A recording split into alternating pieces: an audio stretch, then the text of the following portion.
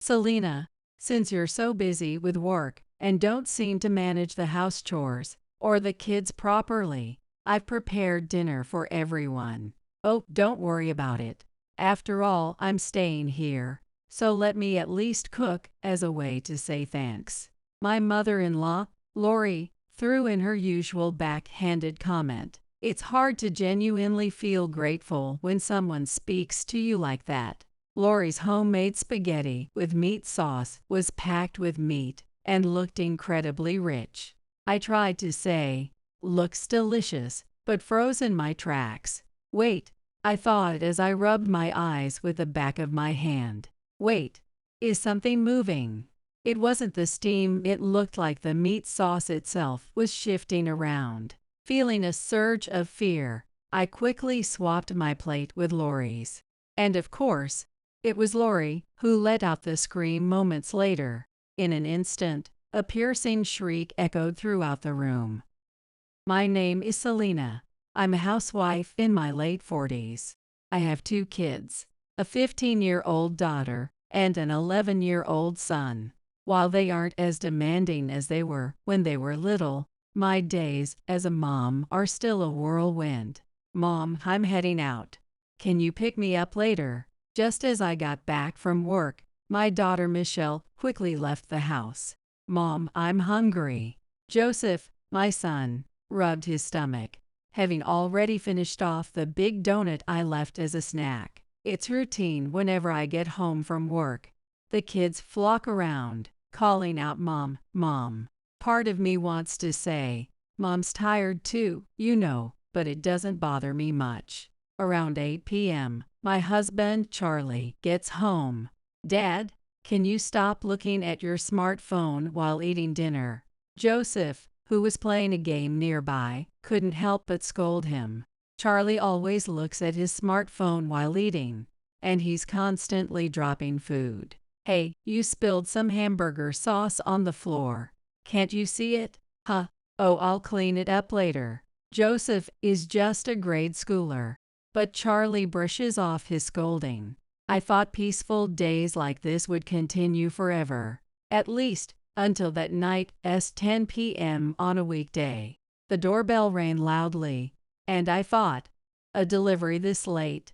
As I checked the window, to my surprise, there stood Lori. I quickly opened the door and led Lori into the living room. I hurriedly threw the laundry that was on the sofa into the next room. Lori, what brings you here so late at night? Do I need a reason to come to my son's house? Right from the start, she was cold and combative. I could tell she was in a bad mood. Her sharp eyes turned toward the living room table. Oh, sorry about the mess. Joseph was doing his homework and fell asleep without putting his things away. Pencils, erasers, notebooks piled up, and an empty mug. Most noticeably, bits of eraser shavings were scattered everywhere. Feeling Lori's gaze, I smiled and hurriedly cleaned up. This place is always a mess whenever I visit. Once the living room table was clear, her eyes moved to the dining table and kitchen counter. Oh, sorry. It's from the dinner Charlie just had. I was about to smile and clean up when Lori suddenly raised her voice. What? Are you saying this is Charlie's fault? Her sudden outburst almost made me drop the dish in my hand. When your husband done eating, the wife should clean up right away, shouldn't you? Why are you making it sound like it's his fault? You're such an inconsiderate wife. I'm sorry. Lori, for all her refined manners, has a strong personality. Whenever we meet, I'm always wounded by her constant jabs and cutting remarks. Still, maybe Lori's comments are just normal for a mother-in-law. Whenever I visit my in-laws, I make sure to help with cleaning and tidying. And since takeout is often the meal of choice, I thought she was letting me take it easy. Back when my kids were younger, it was hard to move around. At times like that, Lori would become oddly kind. Selena, you and the kids are important guests. Please, sit down. Would you like me to make you some coffee? If I brought wine as a gift, she'd say, "Thank you. It's my husband's favorite." I don't like alcohol myself, though, in a sulky tone. Thinking that was a bad gift choice, I'd bring her favorite cake instead. But she'd always have one more comment. Bringing perishables to someone's house isn't very proper, is it? You didn't know that? Well, I'm not that fussy about those things, so I'll accept it. Thanks, Selena. I appreciate it. I'm not really hungry, but I'll eat it quickly since it's perishable. None of this was enough to cause a major problem. Lori always has a smile on her face. So her husband Ian and Charlie, who tend to be a bit clueless, probably don't even notice Lori's snide remarks.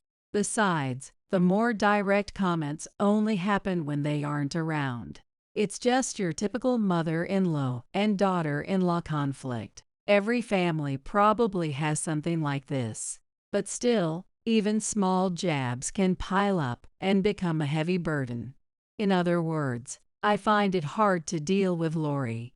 So why did she come over so late at night? She brought a rather large bag. Maybe she came to drop off some food that was close to its expiration date. Either way, I just wished she'd finish her business and leave quickly.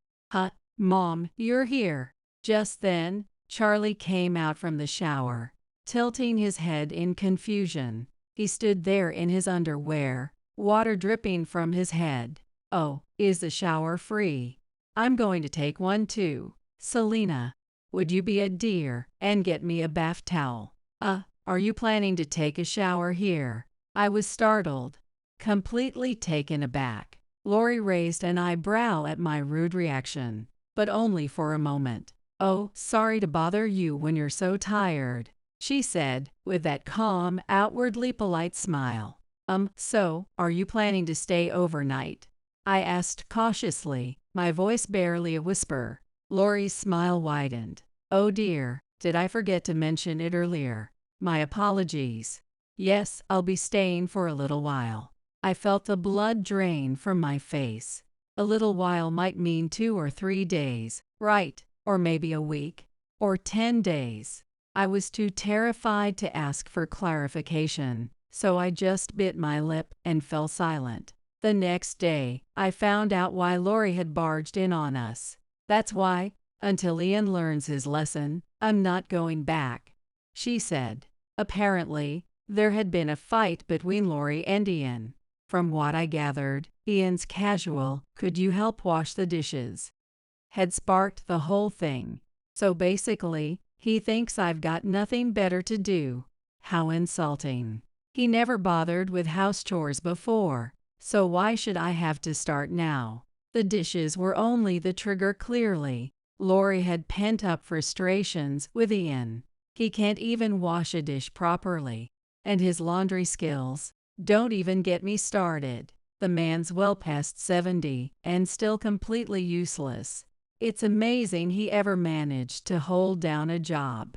Ian had retired after working for years, even past the usual age, as a part-time employee. At 70, he finally stepped down. I had assumed he was living a quiet, peaceful life with Lori now. But apparently, Lori expected Ian to take on household chores now that he was retired. To expect Ian to suddenly perform chores at the level Lori had mastered over decades seemed cruel. Now, let's be honest. There was no way Lori, as picky as she was, would just quietly stay at our house. The day after she came, Lori started giving me some helpful advice. "Selena, don't tell me you're serving cereal for breakfast. That's no good at all. Mornings should start with bread. Bread and soup wake up the brain and fill you with energy. Think about your family's health." Even so, there was no way I was making soup in the morning. Charlie and the kids barely had time as it was, so they preferred quick-to-eat cereal. "Wait a minute, Selena, are you really going to leave the house without cleaning first?" Just as I was leaving for work, Lori called out to me with a look of utter horror. "Housework should be finished in the morning. Don't use work as an excuse. Honestly, just spending one night in this messy house makes me feel unwell. Come on, don't make your guest uncomfortable. Clean up before you go. I had to bite back a scream. Impossible. If I listened to her, I'd be late for work. I'll clean up when I get back. I tried to say. What? Are you talking back to me? Oh my, how terrifying. Such a strong-willed daughter-in-law. I had no time to deal with her. I hurriedly apologized and rushed out the door to work. There was a good chance Lori would clean up the house on her own. I dreaded the thought of her going through my drawers or closets. That night, I came home early only to find the house as messy as it was when I left. Despite being at her son's house, she hadn't touched a thing. I was just starting to feel relieved when she pounced. Selena, come over here. Look, there's dust in the corner of the room, and hair, lots of it. Can you see it? And under the sofa, there's a balled-up sock. This is Charlie's, right? I bet he's been searching for the other one. Her critiques didn't stop there. Next, she dragged me into the kitchen. Charlie's breakfast dishes are still sitting out. Look, you can see the coffee stains in the cup, and this plate smeared with jam. Just left like that, don't you think it'll attract bugs? How was I supposed to clean the dishes Charlie used after I'd already left for work? Then she opened the freezer and let out a sigh. You have a lot of frozen food in here. Do you not care about your family at all? I do care, but I just don't have time. I tried to tell her that it's not like we eat frozen food every day, but Lori didn't want to hear it. To top it all off, she opened the trash can. Look at all these frozen meal wrappers and candy wrappers. Poor Charlie and the kids. I never should have come home early.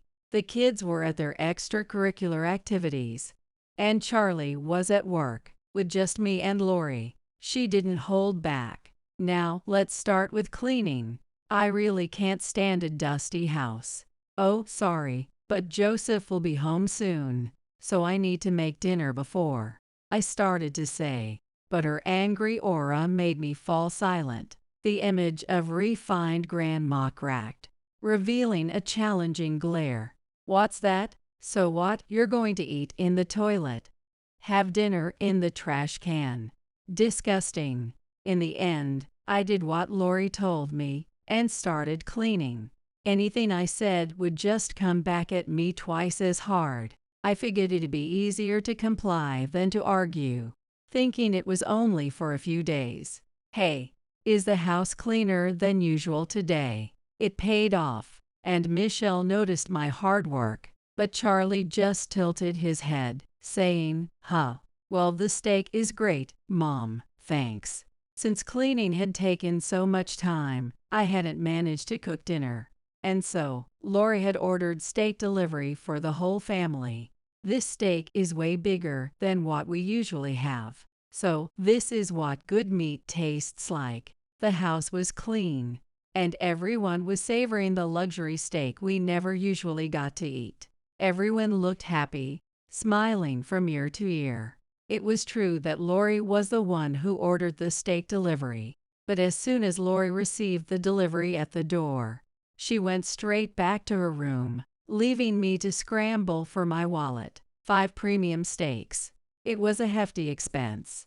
Lori basked in everyone's gratitude, looking quite pleased with herself. Later that night, I explained the truth to Charlie, but he didn't seem to take it too seriously.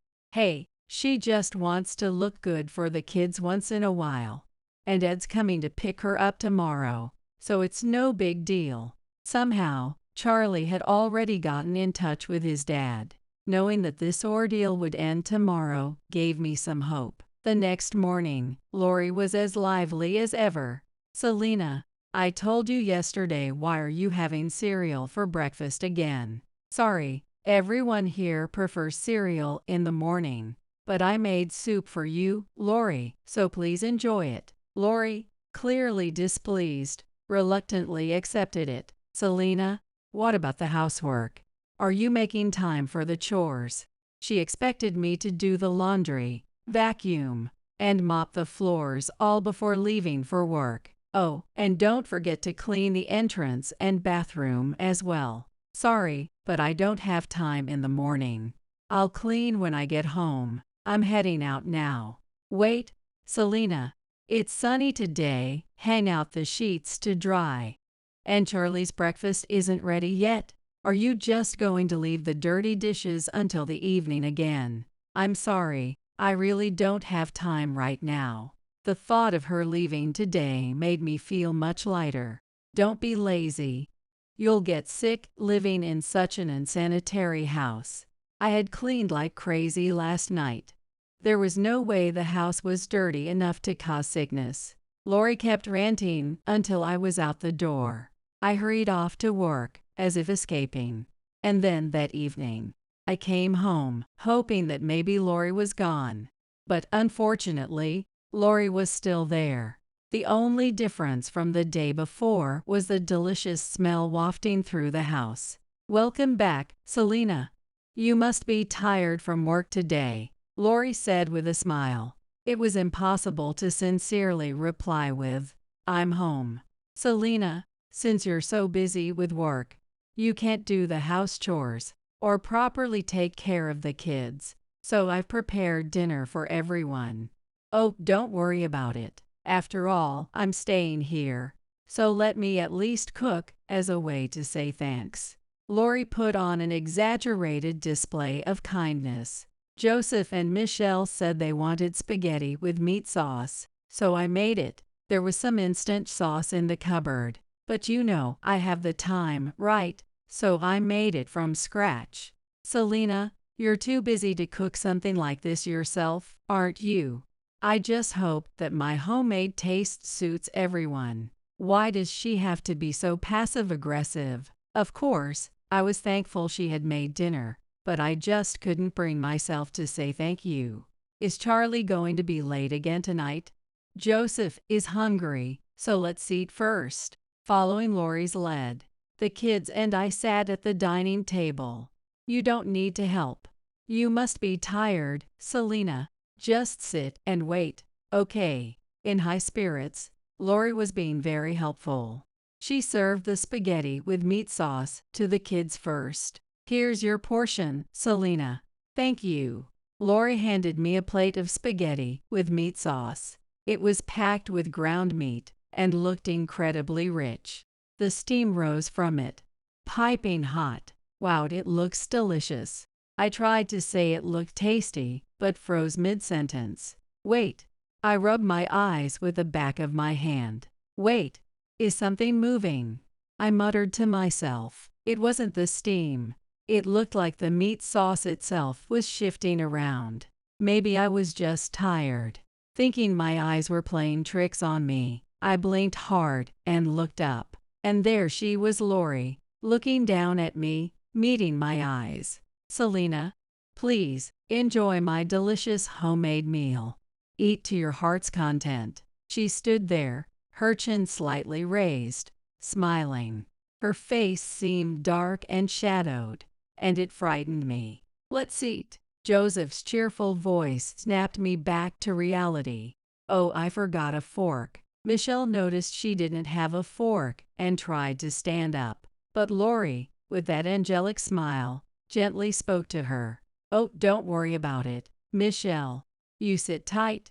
Grandma will get it for you. With a light step, Lori turned around and opened the drawer filled with forks. She seemed to be in quite a good mood, humming a little tune as she did. Now's my chance. Lori's seat was right next to mine. Quickly, I swapped my plate with Lori's. Even though the kids were sitting right there, my body moved before I could think. Joseph sat there in shock at my sudden action. Michelle, still looking at her smartphone, didn't seem to notice.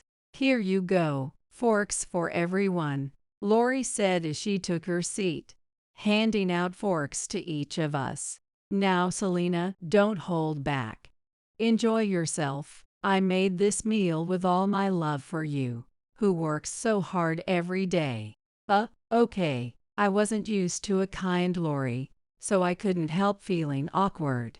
Lori clutched her fork in her right hand, not taking her eyes off me. She was definitely expecting something. Let's eat. She was watching closely, trying not to miss the moment I took my first bite of the spaghetti. With her staring like that, it was hard to eat. I glanced over at Lori, and we locked eyes for about 3 seconds. It seemed like she realized she was staring too intensely. Oh, I was just worried if Selena would like the homemade taste. It's restaurant quality, you know. She made an odd excuse, and without looking away from me, wrapped her own fork around the spaghetti. She took a big bite. See, it's so delicious. I really have a talent for, huh? Lori's mouth gaped as the spaghetti fell out. What? Her face, already red from eating, quickly turned pale. In the next instant, Lori went flying backward. It was like something out of a cartoon, with Lori practically flying through the air.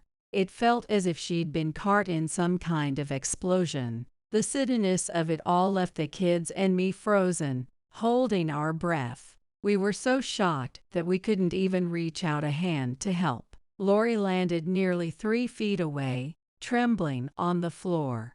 A bug, a bug. A loud, frantic scream echoed through the room. Right at that moment, the living room door swung open. Standing there were Charlie and Ian. What happened? We heard a loud noise.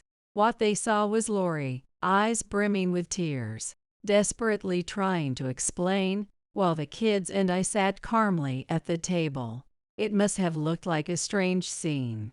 Lori seemed unable to stand, dragging herself along the floor to cling to Ian's legs. A bug. There was a bug in the spaghetti. She was pleading frantically. A bug, Ian said with a puzzled look. And then, Michelle reached over to the plate of spaghetti Lori had been eating. Without hesitation, she stuck her fingers into it and lifted up a hidden bug. It's a cockroach. Ew. Michelle, don't touch something so gross. Joseph and Charlie both shouted, turning their faces away in disgust. The bug was completely covered in rich meat sauce. As Michelle lifted it, its legs twitched just a little. It seemed to be barely alive. Well, what is that? How did it get in my spaghetti? Why? Even though I was still confused about what was happening, Lori pointed her finger right at me. Selena, this is your doing, isn't it? With a face twisted in anger, Lori hurled her accusations at me. You put this in my spaghetti, didn't you? How cruel. Even if it's a fake bug, you wanted to scare me, didn't you? Clearly terrified, Lori's anger spilled over as tears ran down her face. She really looked like a victim, suddenly being blamed. Without understanding a thing, I stammered out a minor question. What are you talking about? I mean, a toy. That's a toy. The bug that Michelle held was slick with oil, glistening in a way that was all too lifelike. I didn't want to look at it. My body refused, and my eyes shut tight on their own. But somehow I caught a glimpse of it from the corner of my eye. Yay, it's a toy. Michelle wiped the oil off the bug with a towel without any hesitation. Revealed was a toy bug designed to resemble the much-hated pest, and powered by a simple wind-up mechanism. Upon closer inspection, it wasn't very realistic and looked like something you'd find at a dollar store. It's really a toy. Thank goodness. Even though it was just a toy, it was still disgusting, but I was genuinely relieved that it wasn't a real bug. With a sigh of relief, I ended up blurting out more than I intended. Oh, so a toy got mixed in. Well, the meat sauce that Lori made looked like it was moving, and it creeped me out, so I switched our plates. I'm sorry, Lori, for scaring you. I really had no idea there was a toy in it. Right after saying that, I regretted it and fell silent. Even if it was an impulsive move, Swapping the plates because the food seemed creepy was careless. What did you just say? Ian's voice was cold and low. I'm sorry. I immediately apologized, but Ian's eyebrows shot up. No, Selena, I'm not looking for an apology from you. I want to know if you said that there was a toy bug planted in the meat sauce Lori made. Ian's anger was directed at Lori. What on earth did you do to Selena? His shout echoed through the room, tightening the atmosphere in an instant. No, wait, why? I didn't do anything. Selena is lying. The plate that got pranked was mine, right? I was the one who was affected. See, that means Selena did it. Flustered, Lori tried to prove her innocence, but Michelle shook the toy bug in her hand and asked, "Oh really? Then how did you know it was a toy from the start?" "Grandma, the bug was mostly buried in the meat sauce, and you wouldn't be able to tell at a glance. Everyone else thought it was real." "Well, because, if you were the one who planted it, then it makes sense you'd know, right?" Michelle's flat, disinterested tone made Lori bite her lip. The air felt heavy and suffocating. Tears welled up in Lori's eyes, and she sniffled. "I didn't do it. I didn't." With Michelle Vian and me staring her down, Lori kept pleading her innocence, barely able to raise her voice. It made me think there was a reason she could only whisper. "Oh, I know." Joseph broke the tense atmosphere with an unexpectedly cheerful voice. He clapped his hands like he had a great idea. "Let's check for fingerprints." It seemed like he was about to start a detective game. Now that I thought about it, Joseph had once done a school project on fingerprints. With some powder from cosmetics, you could easily lift fingerprints at home. If we check the fingerprints on this toy bug, we'll know who did it. If we find prints that aren't Sis's, then that's the culprit. Lori, who had been crouching on the floor, suddenly sprang up. She quickly leaped up and snatched the toy bug from Michelle's hand. "Fingerprints, culprit? Oh, don't be ridiculous," she said, handling the gross toy all over. It was an obvious attempt to destroy evidence. Joseph, who had been feeling so clever with his idea, realized there'd be no way to take an accurate fingerprint now and frowned. But Michelle, remaining calm, pointed out, "Actually, I wiped that toy with a towel earlier, so you wouldn't be able to get fingerprints anyway." Lori's face brightened. "Right, exactly, Michelle. So smart, so clever. Come on, let's just drop this whole culprit nonsense. I'm not lying, but accusing Selena. Wouldn't that be, mean, right?" Her words, betraying her nervousness, were practically an admission of guilt, but without concrete proof. It was all just circumstantial. I was starting to think it'd all be brushed under the rug when Michelle spoke again. "It's okay, Joseph. If we want fingerprints, we might find them somewhere else. Maybe the toy's packaging is still in the trash." "Ah!" Lori let out an exaggerated scream. As Joseph moved to open the trash can, Lori stepped in to stop him. No, you can't." "Why not, Grandma? Does it mean you really did something to Mom?" "No, that's not it. But no. No means no." Lori's raw, emotional display made her look pitiful. She probably only meant to cause a little trouble for me, and never imagined it would blow up like this. Standing in front of the trash can, Lori stomped her foot in frustration. Seeing this, Michelle gently held Joseph back. "Joseph, it's a hassle to check for fingerprints, so maybe we shouldn't. But if we don't find out who did it, then Mom." Joseph didn't want to check the fingerprints out of curiosity. He just wanted to prove my innocence. That thought made me happy. As long as my kids believed in me, it didn't matter if anyone else had doubts. Even without fingerprints, we know who did it. Joseph's voice was full of hope. Lori, on the other hand, choked, and held her breath. What?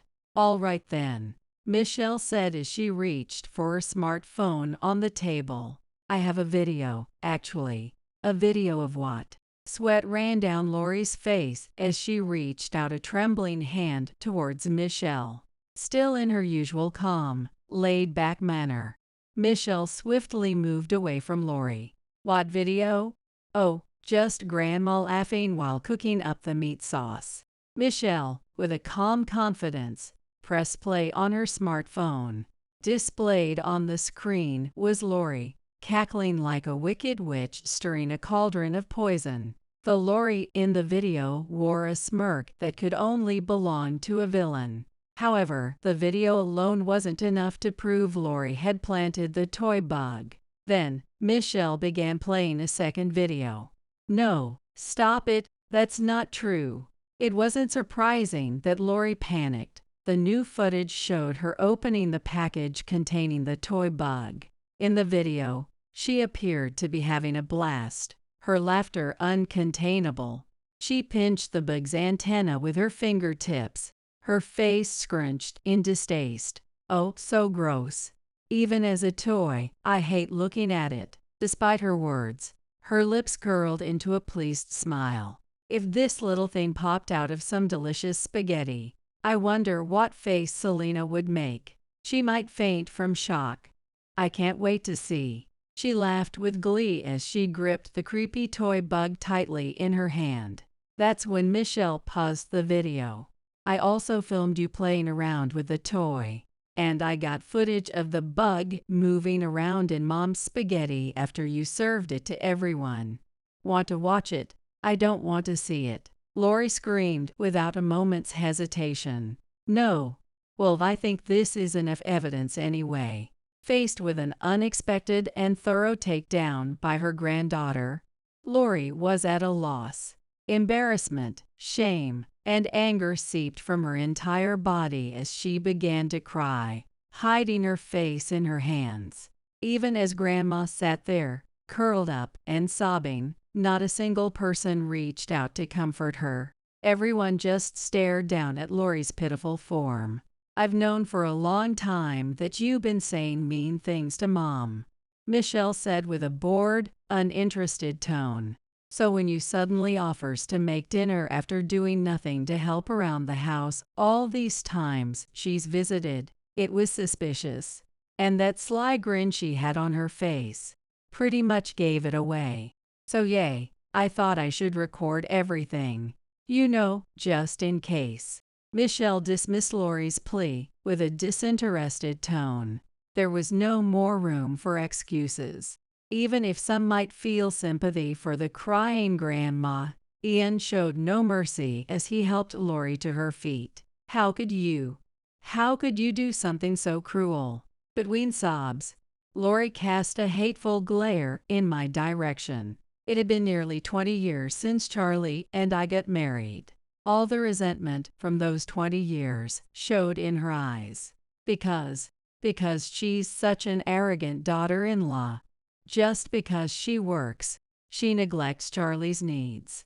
And the house, even when she cleans a little, it's still so messy. Poor Charlie. Lori had been a stay-at-home wife her whole life. To her, I must have seemed like a lazy wife, using work as an excuse to shirk my responsibilities. I just wanted to show you how dirty this house is, that bugs could get into the food. Maybe I went a little too far, but it was all out of concern. I just wanted to help Charlie, living in such an unsanitary place. To Lori, Charlie may have been a grown man with his own family, but he was still her precious son. And in her mind, that precious son was suffering because of a lazy wife. It was Lori's maternal instinct that led to this whole debacle. As Lori shed tears to gain sympathy, Ian let out a big sigh and cradled his head in his hands. This house isn't unsanitary. For a working family with kids, it's actually quite clean. I guess what you want is a house so perfect it looks like a housekeeper lives here. Huh, that was true. Just as Ian said, The in-laws' house always looked as if a professional housekeeper had cleaned it to perfection. Even if Lori was a housewife, her efforts were commendable. Ian's next words, though, were unexpected and somewhat meddlesome. "If you think Charlie's house is so unclean it's sad, why don't you go ahead and clean it yourself?" What Ian probably intended as a kind suggestion was, in reality, a huge imposition. I hurriedly held up both hands in protest, but what Ian said next made me doubt my ears. "Go ahead. Send a housekeeper to this place too." "What?" Lori's sobbing came to an abrupt halt. She stood there, mouth agape, staring at Ian in shock. "What? How? How did you know?" It turned out that Lori's impeccable housekeeping was actually the work of a professional housekeeper. Judging by Ian's tone, it seemed like she was the only one who thought she was pulling off the charade flawlessly. "Oh yay," Charlie said. "I remember sometimes bumping into a lady who Mom called her friend. She'd come over when I got home from school. Now that I think about it, she was probably the housekeeper. No wonder she always had an apron on and greeted me so politely." Charlie recounted how he would occasionally see this woman, who was likely the housekeeper, whenever he came home. He had thought that the house was just extra tidy because Lori was excited to have a guest over. "It's costing us a few $100s each month. You handle the finances, but did you really think I wouldn't notice? Sure, I let it go because a clean house feels nice. But what's with your behavior since I retired?" Lori looked stunned. "Is it that I'm home now, so you can find time to bring in the housekeeper? Or did you stop because we don't have enough income anymore? Either way, I'm the one who's paying for it." Since Ian retired, Lori had been making him do the housework, complaining about his poor skills.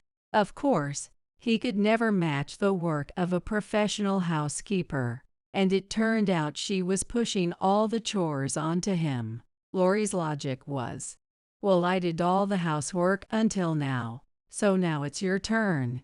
The usually quiet Ian endured the housework as practice, but when he finally asked Lori to help out, it erupted into a fight. That's how Lori ended up storming out and landing at our doorstep. "Selena, I'm so sorry my wife caused trouble for you. And Michelle, Joseph, I'm sorry you had to go through all of this too." Ian apologized over and over before dragging a sulking Lori away. After they left, an awkward atmosphere hung over our house. Then Joseph broke out laughing. "No way. Mom, you have to see this." Curious, we all peered into the trash can where Joseph was pointing. Inside were a few empty packages of meat sauce. They were from a well-known chef's line, the kind sold at the supermarket, but a bit too pricey to buy casually. She just added ground meat and simmered it. I saw her do it. No wonder it tasted so good. "No way." Grandma's wild. Whether or not he fully grasped the situation, Joseph burst out laughing. Even Charlie joined in, laughing along. Such a carefree father and son duo. Michelle, on the other hand, stayed calm and snorted. If Grandma wanted to be a perfect housewife, maybe she should have been a perfect mom too. She raised Dad to be all sloppy and carefree. Michelle giggled, and just as she said, Charlie always dropped food while eating, and he tossed his clothes around wherever he pleased. When I pointed it out, he'd just laugh it off. He wasn't a bad person, but it was like taking care of another child sometimes. Then again, I'm not a perfect housewife or mother either. And while Charlie's laid-back attitude sometimes annoyed me, it also helped me stay grounded. After that, Ian and Lori got divorced. The catalyst was something trivial, but Lori stubbornly insisted she was not at fault and refused to have a meaningful discussion, leading to the worst possible outcome. Why divorce? I've always done my best for this family. Having a housekeeper was my way of keeping a proper home. It was all for Ian and Charlie. I did nothing wrong. If she had just been honest and apologized and agreed to work with Ian on sharing housework, their future could have been different. But there was no chance of her barging back into our lives after their divorce.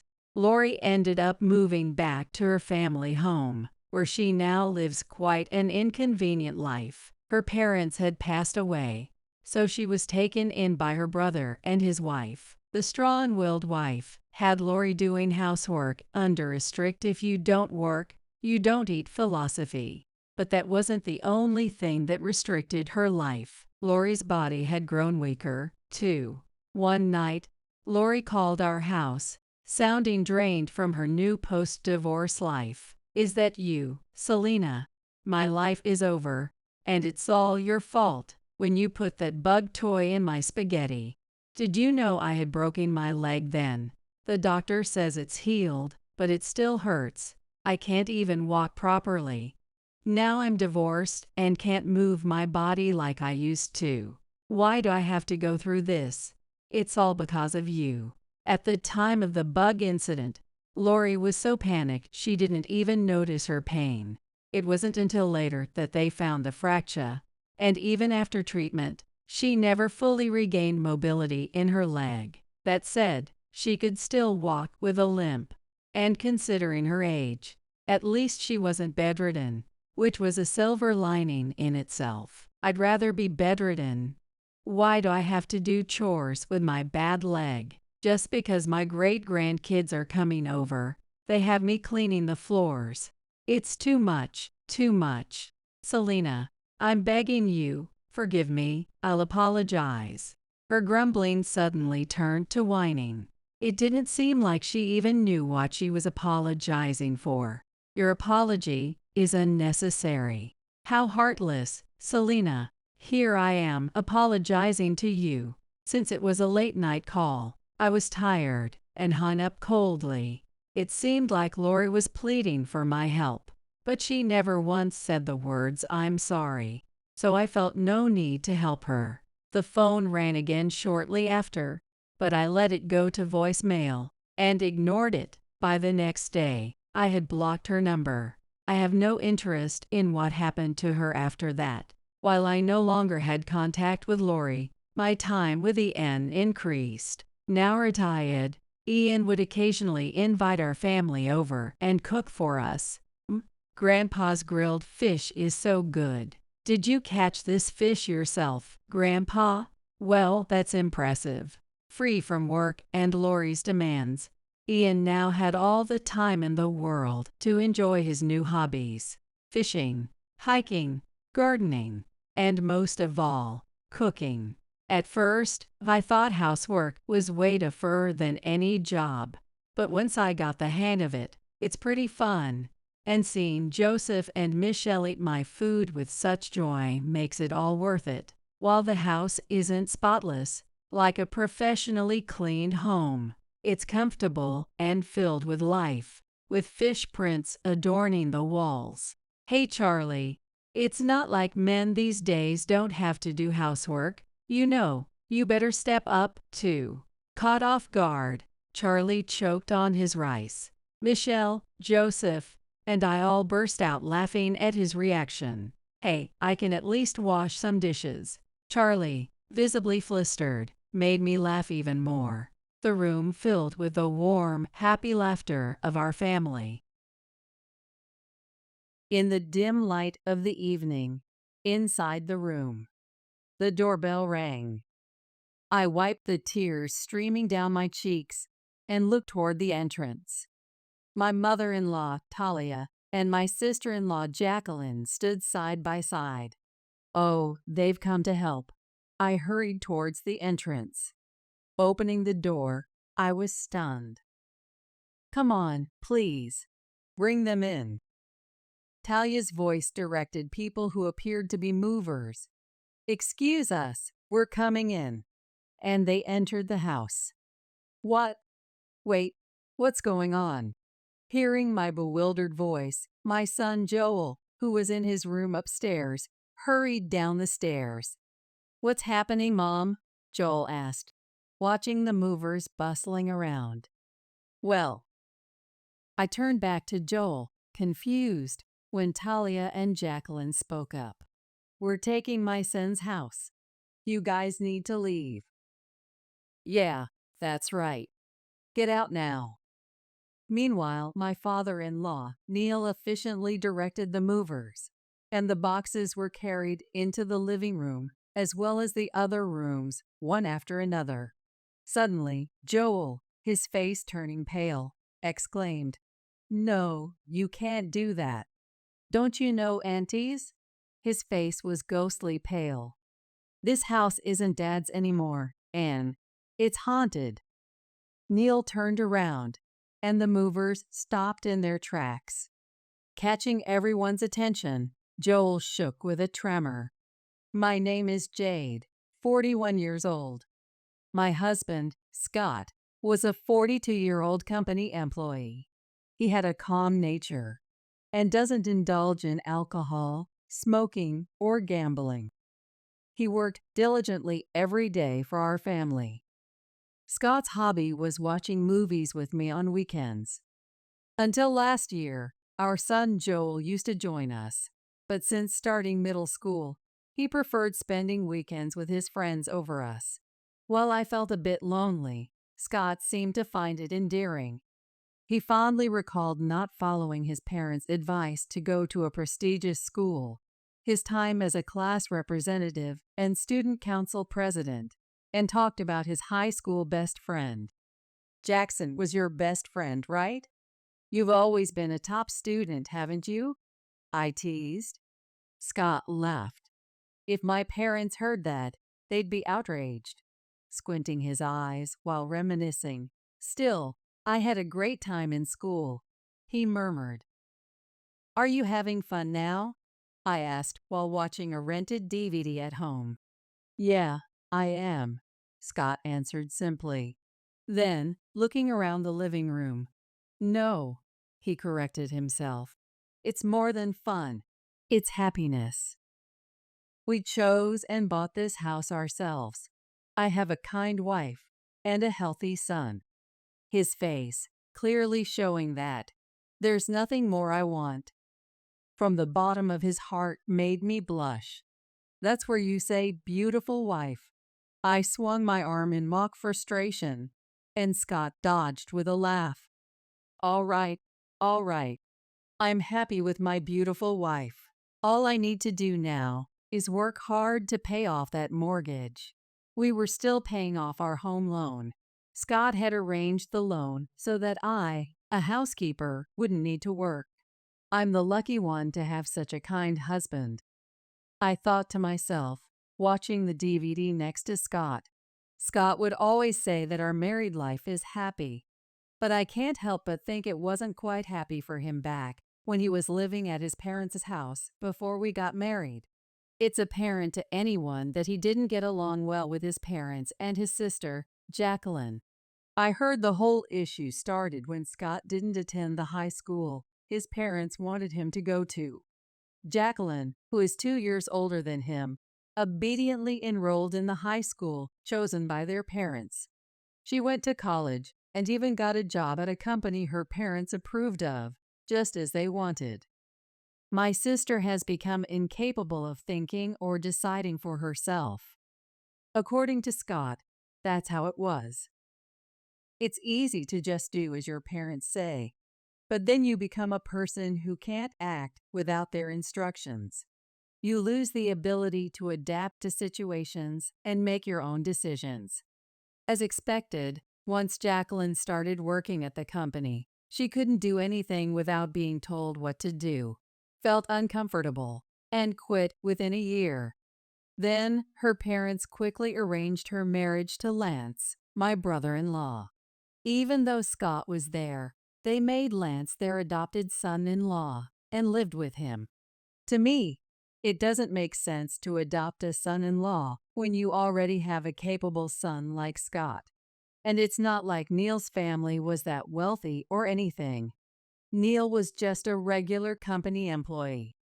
I didn't see the need for them to struggle financially to send their kids to a preparatory school. That's just my mother and father putting on a show, Scott would say. Apparently, there was a wealthy family living nearby, and their daughter was the same age as Jacqueline. When they were younger, they used to play with the neighborhood kids, but that changed once they started attending preparatory school. Nothing in particular happened between them and that family, but Scott's parents envied that girl and her family. Determined to send their own children to a preparatory school, they saved up diligently and managed to enroll Jacqueline into one. As a result, their dinners were humble, except for Jacqueline's luxurious sandwiches, a rather odd dietary life. Not seeing the need for such a struggle, Scott chose to attend a local high school. I think that was the right decision. But his parents were furious, and from that day, their attitude towards Scott noticeably changed. They used to beam with vanity when mentioning the high school Jacqueline attended. When people would remark, "I bet your son is too," they might have felt embarrassed admitting he went to a local school. But there's no need to dream of a higher standard of living than necessary. The in-laws and Jacqueline's family of 3 kids lived in a rented house. Not that there's anything wrong with renting, but I do wonder if they could have spent their money more effectively instead of just for appearances. They even went into debt to send Jacqueline to a preparatory school and college, and they're still paying it off. I could never understand their way of thinking or their sense of money. This also applied to the allowances given to the kids. The difference in the amount given to Jacqueline's kids and to Joel, our son, was blatantly obvious. It might be a difference in affection for the grandchildren living with them, but I can't help feeling sorry for Joel. It makes me sigh to think that even Joel is affected by this. It seems that they also didn't like the fact that we owned our house. A 2-story single-family home. Our house is bigger than the in-laws'. Showing off with a study, huh? This house is too nice for you. They often came over to our place and made such snide remarks. On top of that, they'd make sarcastic comments like, "Look, there's a stain here," or "the flooring is discolored," and so on and so forth. They would also nitpick. "It's not that impressive after all," they would complain. I really don't see the point of them doing that. If they don't like it, they shouldn't come over. According to Scott, they're just jealous, or so he said. They're envious because they don't have money, and we bought a house, even though we're paying a mortgage. Scott laughed, saying it's all because of their strange habit of keeping up appearances. Lance must have been earning a decent salary. Neil, who was in his 60s, was still working, but their debt repayment was holding them back. "Don't worry about it," Scott said, but Talia and Jacqueline would come over when Scott or Joel weren't around. Lately, they've been walking around our house freely while I prepare coffee. This should be our bedroom. My husband likes this room. This room is spacious. Maybe it could be a study room for the kids? They'd exchange such comments with each other. "What are you doing?" When I finally let my discomfort show, they just smirked and said, "Oh dear, we were just looking around." "Yeah, and you take your sweet time making coffee." I closed the door of the room they were snooping in and had them return to the living room. When Talia asked for a spare key, I felt a bit scared. I couldn't possibly give a spare key to Talia, who walks around someone else's house uninvited. There's a chance she could enter our house when no one is around and rummage through drawers and closets. I thought it was so selfish of them to ask for a spare key when they treated Scott so poorly. I'll have to talk to Scott about that. I dodged the question and had Scott call later to firmly refuse the request. How could you deny a key to your own parents? Talia was furious, but unfortunately, it's his parents who are untrustworthy, so it can't be helped. Anyhow, just come over when either Jade or myself are at home, Scott said, ending the call. Good health is the most important thing. It's a saying we often hear. At this age, I suddenly felt the weight of those words. Scott was diagnosed with cancer. After feeling unwell in his stomach and getting tested, we were lost for words. Each test revealed more cancer spread throughout his body.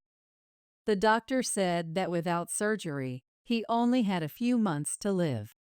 We had insurance, but it wasn't enough. We had to deal with not only the hospital bills, but living expenses and our mortgage too. The happiness we had built fell apart in an instant. I was trembling with fear of losing Scott and the uncertainty of our future.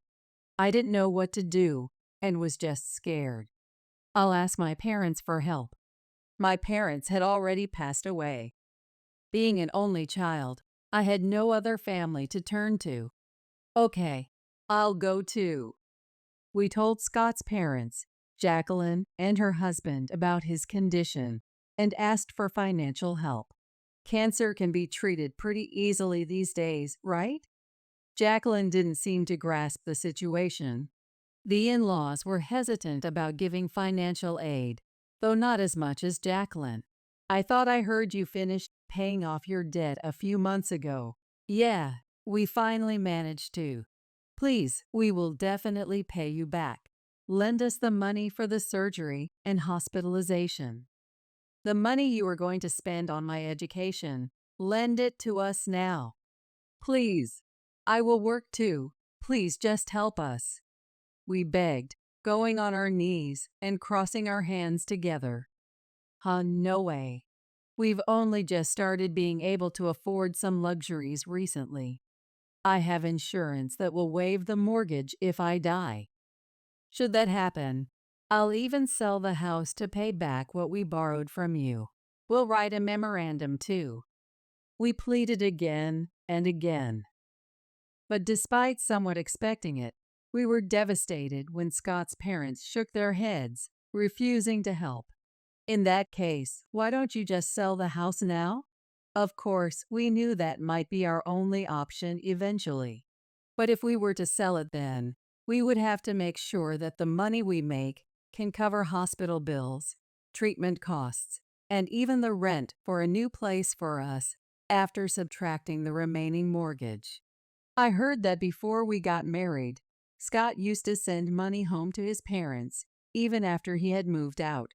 It seemed only fair that they could spend a little money for Scott now. No matter how much we pleaded, my in-laws and Jacqueline's answers didn't change. Scott straightened his back and replied in a flat voice, "Understood. That's fine." As we were leaving, "Wait a minute," Lance caught up with us. "This isn't nearly enough, and I'm embarrassed to say I don't have any savings," and he handed Scott $1,000. Of course, he wouldn't have savings. He was helping with the debt repayment. Despite their boastful claims of, "We finally paid it off," it was also thanks to Lance. I'll try to persuade them again. Please don't lose heart. We thanked Lance deeply for his kind words. Thank you. Just the thought is enough. But still, do you have a plan? Yes.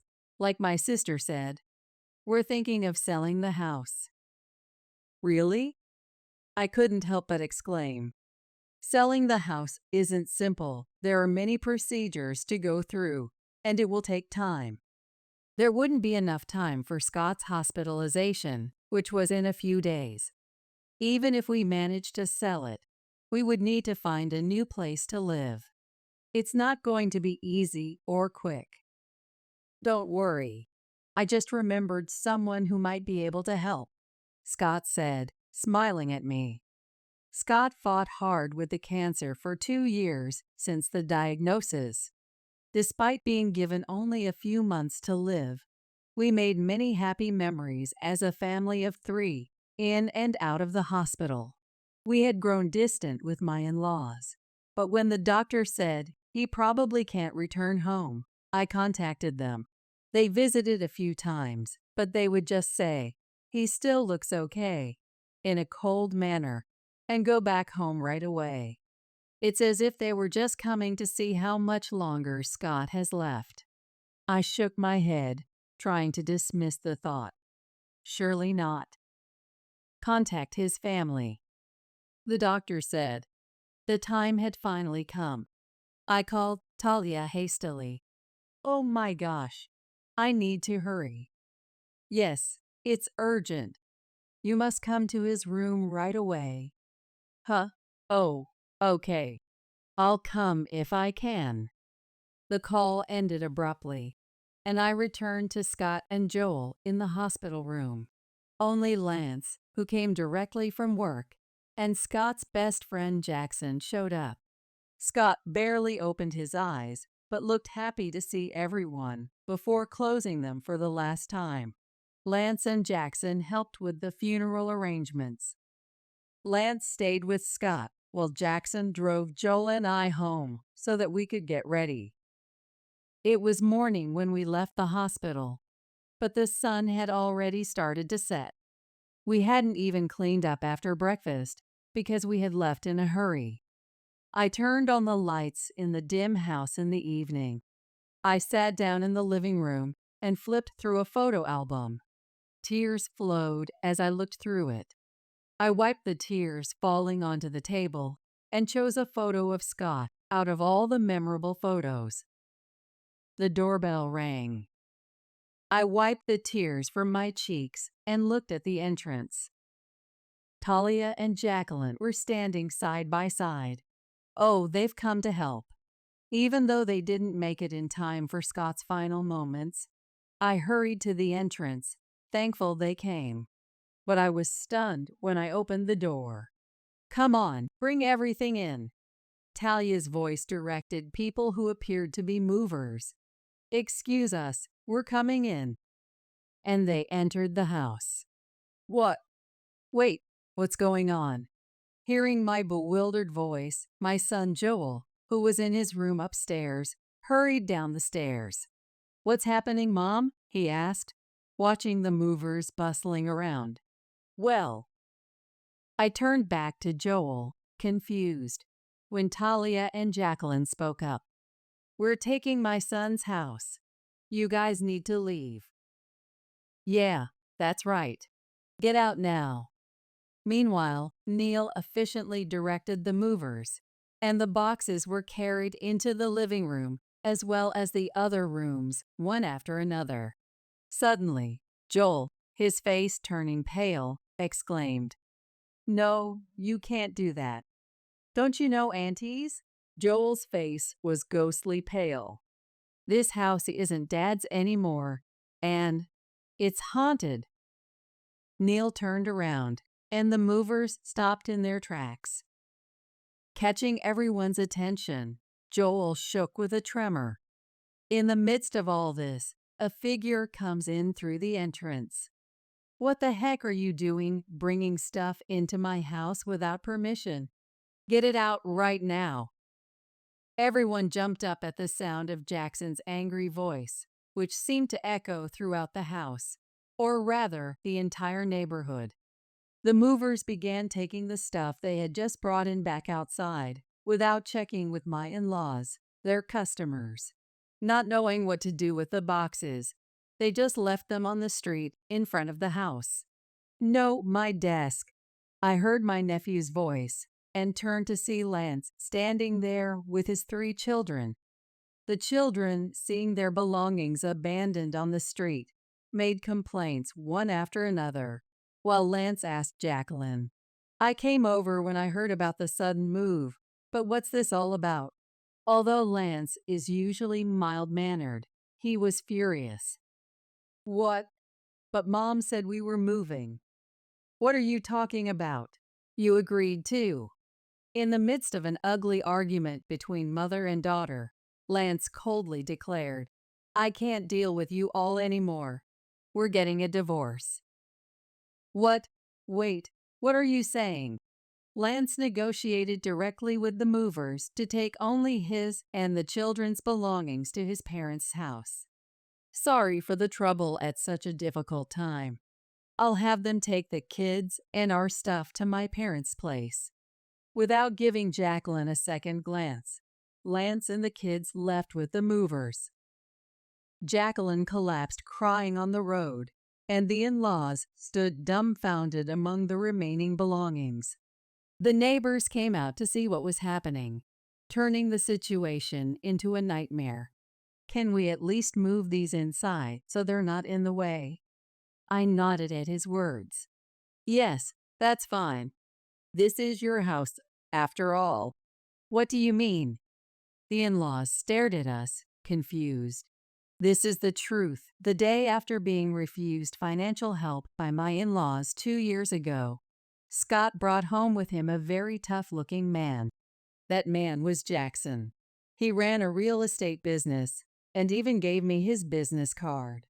I was told that he was a high school classmate of Scott's. Not only was his face tough-looking, but he had an intimidating vibe. So I couldn't help but imagine that he was involved with shady business. Joel got frightened and clung to me tightly, even though he was already in middle school.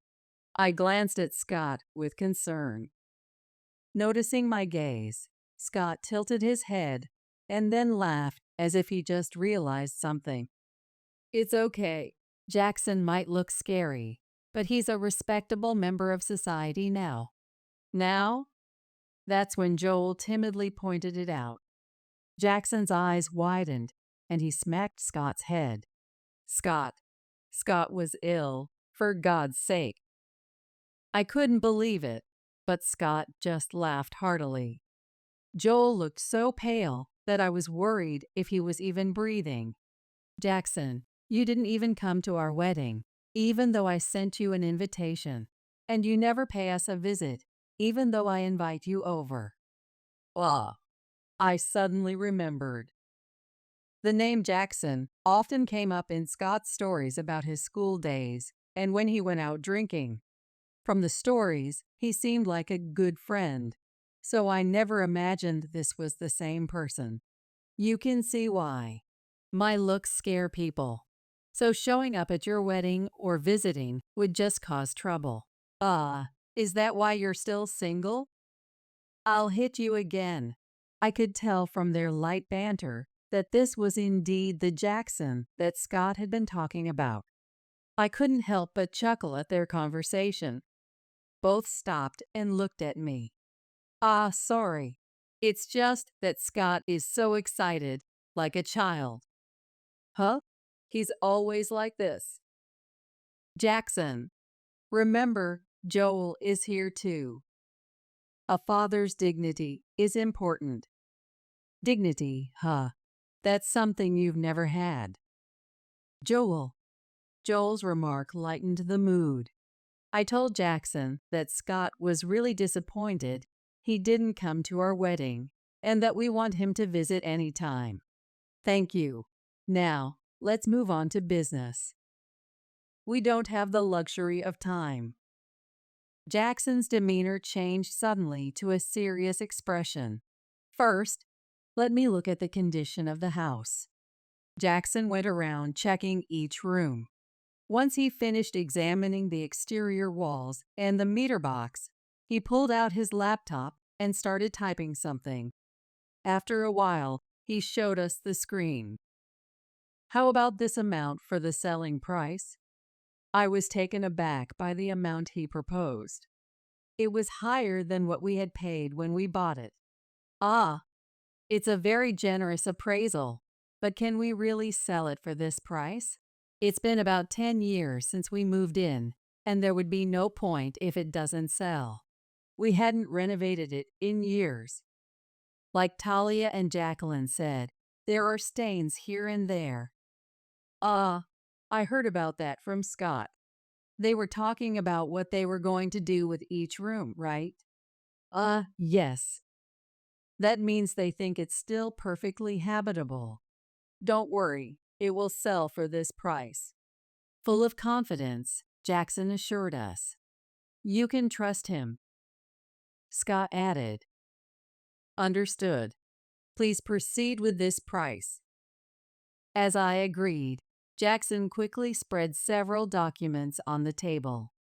Oh, and we need to find somewhere else to live. At my words, Jackson responded, Sure, with a smile. He laid out rental agreement papers as well. First, I will buy this house directly. That solves one problem. Then, I'll rent it back to you. There, the second problem is also solved. Huh? I was taken aback, but Jackson continued, I'll transfer the money from the sale into your account within a few days. From there, we can pay off the remaining loan. Jackson smiled reassuringly. It was a boyish smile that made his earlier intimidating impression vanish. As we filled out the documents, I noticed the rental fee. $100? Both Scott and Joel looked surprised, too, peering over the document. Shouldn't it be $1,000? Scott said. It's a typo, right? And as we laughed, it's not a mistake, Jackson said. What? I owe that much to Scott, after a moment of thought. No, you don't, Scott said. But Jackson told me about their high school days. Jackson was a real delinquent back then. He had been in trouble with the police several times and was often in fights, which left his mother in tears. One day, his mother, a single mom, was hospitalized. She had fainted from stress and exhaustion. Rushing to the hospital, Jackson was shocked to see how frail and small his mother had become. He realized it was his fault and bawled his eyes out like a child. After that, he changed his ways, stopped getting into fights, and stayed out of trouble with the police. But then one day, a cigarette butt was found on the rooftop of the school building. It caught fire in a nearby dumpster and caused a small blaze.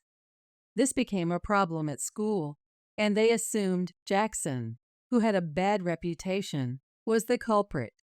No matter how much he denied it, saying, It's not me, no one believed him due to his past behavior. He was at risk of being expelled. When his mother burst into tears again, Scott believed in Jackson's innocence. He was the only one who believed in my innocence. He was the student council president at the time. We were in the same class, but had never really talked before.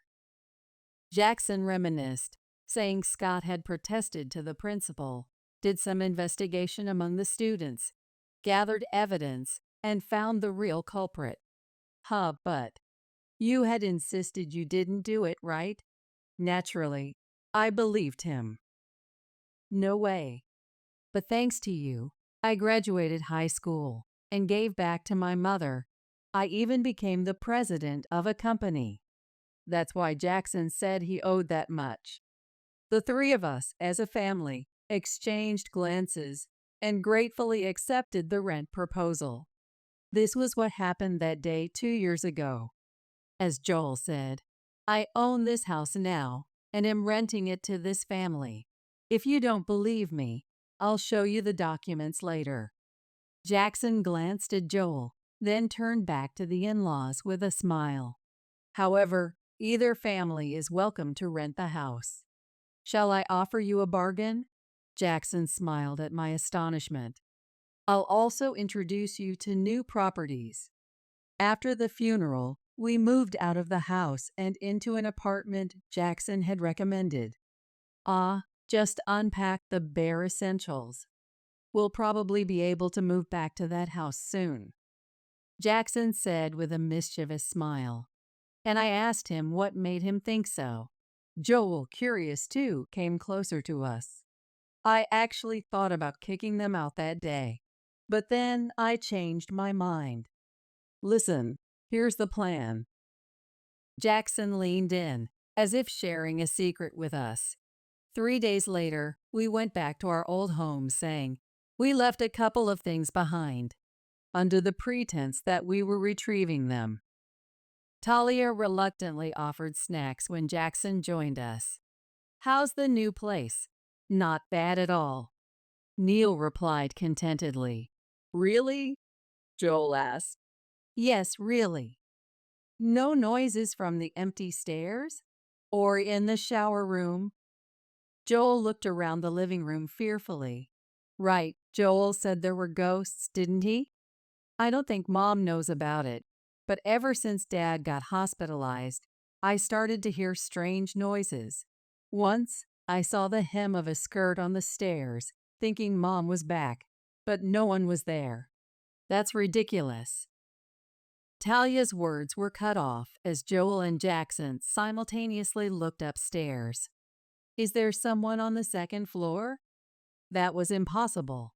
Jacqueline completely lost her vigor after her divorce with Lance was finalized. Although she was silent, she was in the living room. What? Stop with this nonsense. I didn't hear anything. Joel and Jackson exchanged glances and hurriedly packed up. That's good to hear. We'll take our leave then. They rushed out of the house and quickly got into the car. The in-laws, who had come to see us off at the entrance, looked frightened. In the car, we burst into laughter. Jackson's plan was to use the lie about ghosts that Joel had made up on the spot. This is for treating Scott poorly for so long. Where in the world do you find a parent or sister neglecting their dying son and getting ready to move into his house? I couldn't agree more with the words that Jackson spat out while he was driving. Jackson and Joel played such pranks on them repeatedly. Eventually, it was even said that mysterious incidents that neither of them had even mentioned would occur in that house.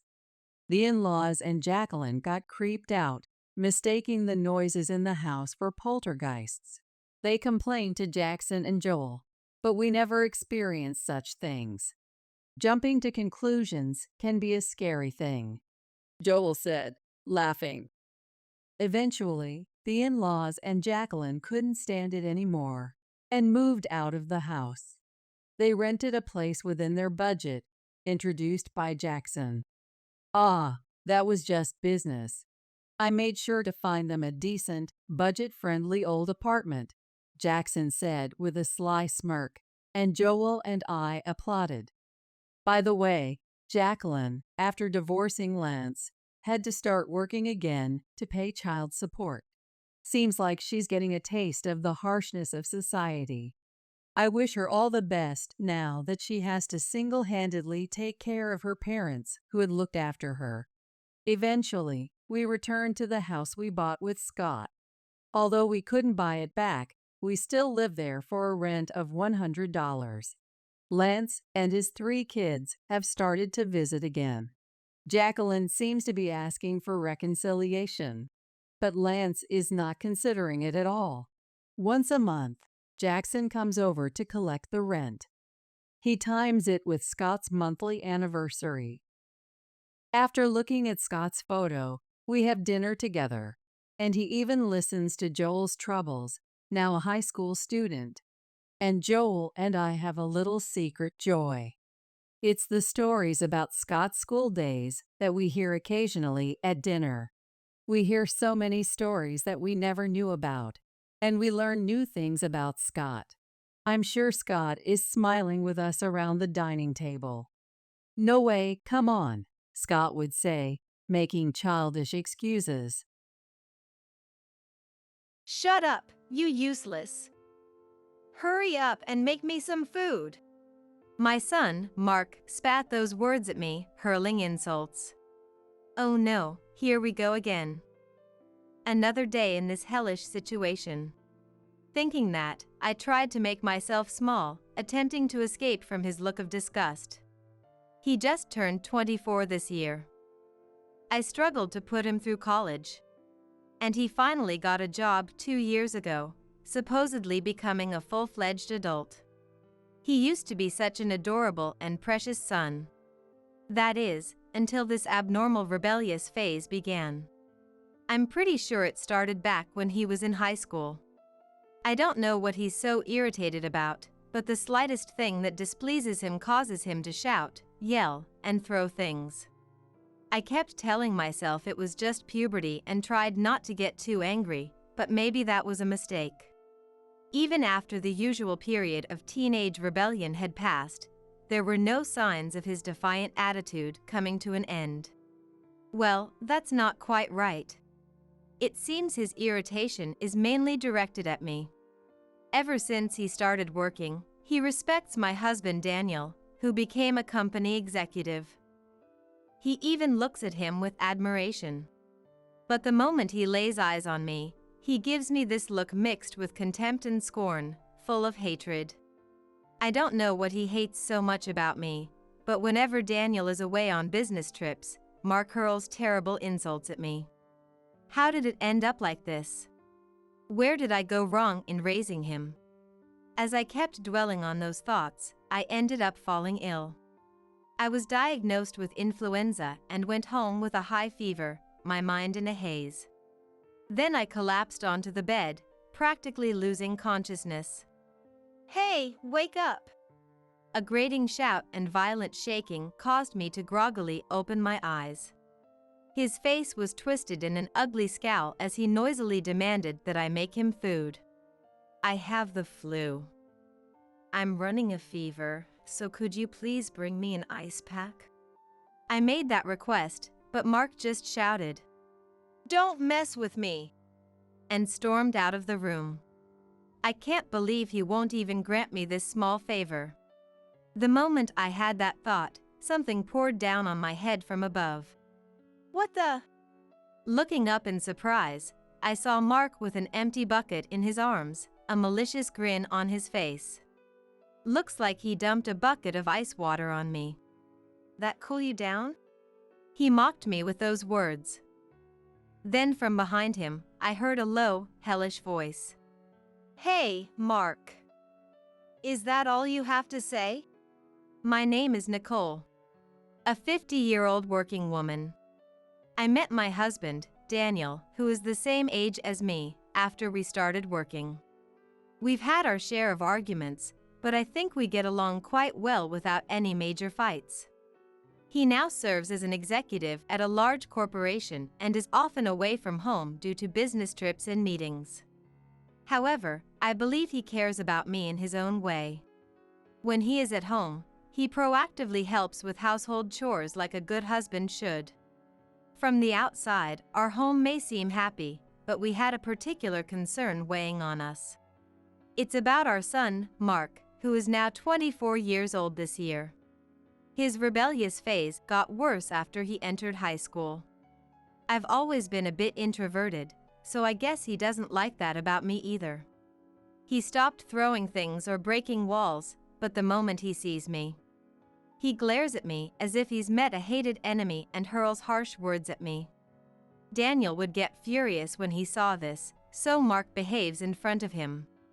But as soon as it's just the two of us, he becomes aggressive, which troubles me. Mark, who has a large build like Daniel, scares me. Cowering in fear of not knowing when he might do something also seems to displease him. In contrast to me, Mark apparently respects Daniel, who deals with things resolutely. Daniel serves as an executive at his company, so he seems to be Mark's role model. Because of this situation, when Daniel notices Mark being hostile towards me, he scolds him, and he apologizes obediently. But it's only superficial. Deep in his eyes, there was always disdain for me. Mark's rebellious phase didn't end even after he became an adult and got a job. With Daniel being away from home more often, I feel like Mark's defiance towards me is growing year by year. "Welcome back. You're late today." I accidentally let those words slip out, and Mark glares at me. "Shut up, you useless woman. I'm working here. It's not an easy job that anyone can do like yours. Don't complain about every little thing." That's the kind of retort I get whenever I say anything. I'm sorry. You're right. I timidly gauge his mood. He probably doesn't like seeing me like this either, clicking his tongue and quickly going to his room. I let out a sigh. Where did I go wrong in raising him?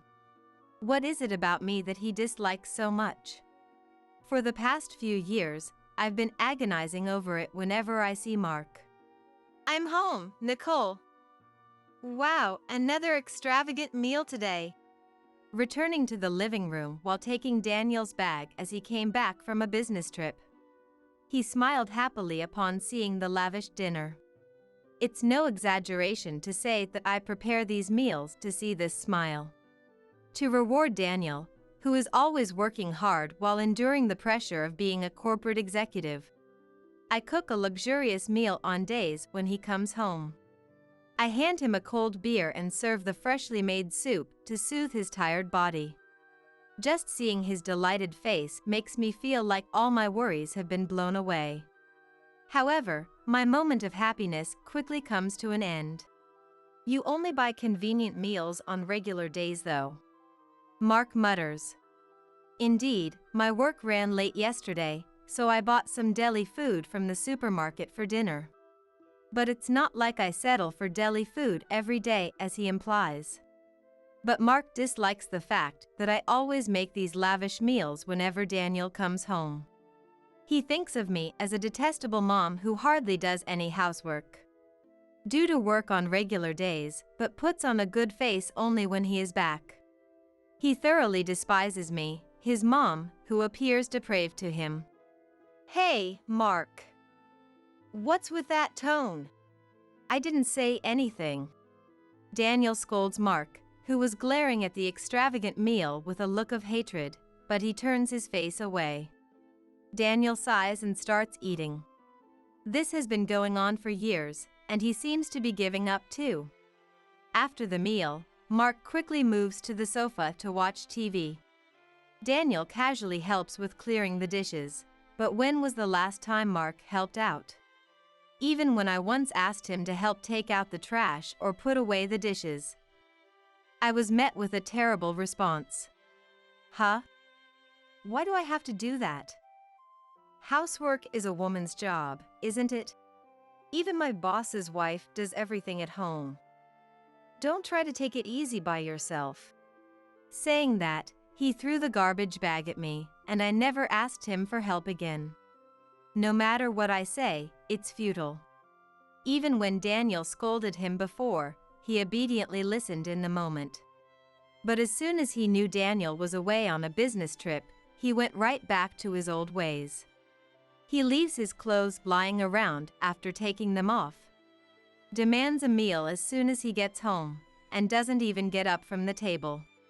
Because he talks back to me no matter what I say, I've stopped saying anything at all. I know this is making Mark even more defiant. But I no longer have the courage to scold him after receiving too many horrible words. Even Daniel consoles me. You don't have to push yourself. Saying. We had completely given up on Mark. Then one day, I felt a chill. I woke up feeling terrible, nauseous and all. I talked to my boss, left work early, and rushed to the hospital near the office. It turned out to be the flu. I reported it to my boss right away and got a week off. Gradually, my joints started aching. I guess the fever was setting in. As soon as I got home, I collapsed into bed and fell asleep. Hey, wake up! Why are you sleeping without making dinner? I was jolted awake by shouting and my body being shaken. Wait a second, Mark. I have a fever. I said that while holding back the urge to vomit, but Mark just yelled louder. Huh? A fever? I don't care. Go make dinner. As Mark tried to snatch away my blanket, tears welled up in my eyes. Stop it! I have the flu. Let me sleep. I managed to say in a feeble, cough-ridden voice, but Mark showed no sign of believing me. The flu? You bullshit. You're just faking it, aren't you? Hurry up and make dinner. I'm starving here. Shivering with fever, I desperately clutched the blanket. Call it a lie, call it malingering, I was in no condition to get up. Through my shaky vision, I realized the fever was rising, just as I expected. Please! Stop it, Mark! I'm not feeling well. Bring me an ice pack. This is how much my own mother is pleading. Even for Mark, I thought he'd at least do that much. But Mark only got angrier at my request. An ice pack? Why the hell should I have to do that? Kicking the side table, he stomped out of the room noisily. God, what a son. His mother is suffering this much, and he can't even bring an ice pack? The tears spilling out felt hot. The moment I wrapped myself in the blanket, ice water was suddenly dumped on me from above. I leapt up. Before I could process what happened, the cold water seeped through my body. What are you doing? Mark grinned at me, shivering satisfyingly. Did that cool you down? Now hurry up and make dinner. As he grabbed my soaked pajamas. A voice that sounded like it crawled out from the depths of the earth rang out from behind Mark. Hey, Mark. Is that all you have to say? Mark jumped as if struck by the voice and spun around. Anthony? Why are you here? The man shoved aside the startled him and wrapped me in a towel he found nearby. It was Anthony Smith, a friend of Daniel's and also Mark's boss. He used to come over to our house a lot, and I doted on him quite a bit since he looked up to Daniel so much. But ever since Mark was born and Daniel's business trips increased, we'd only kept in touch by text.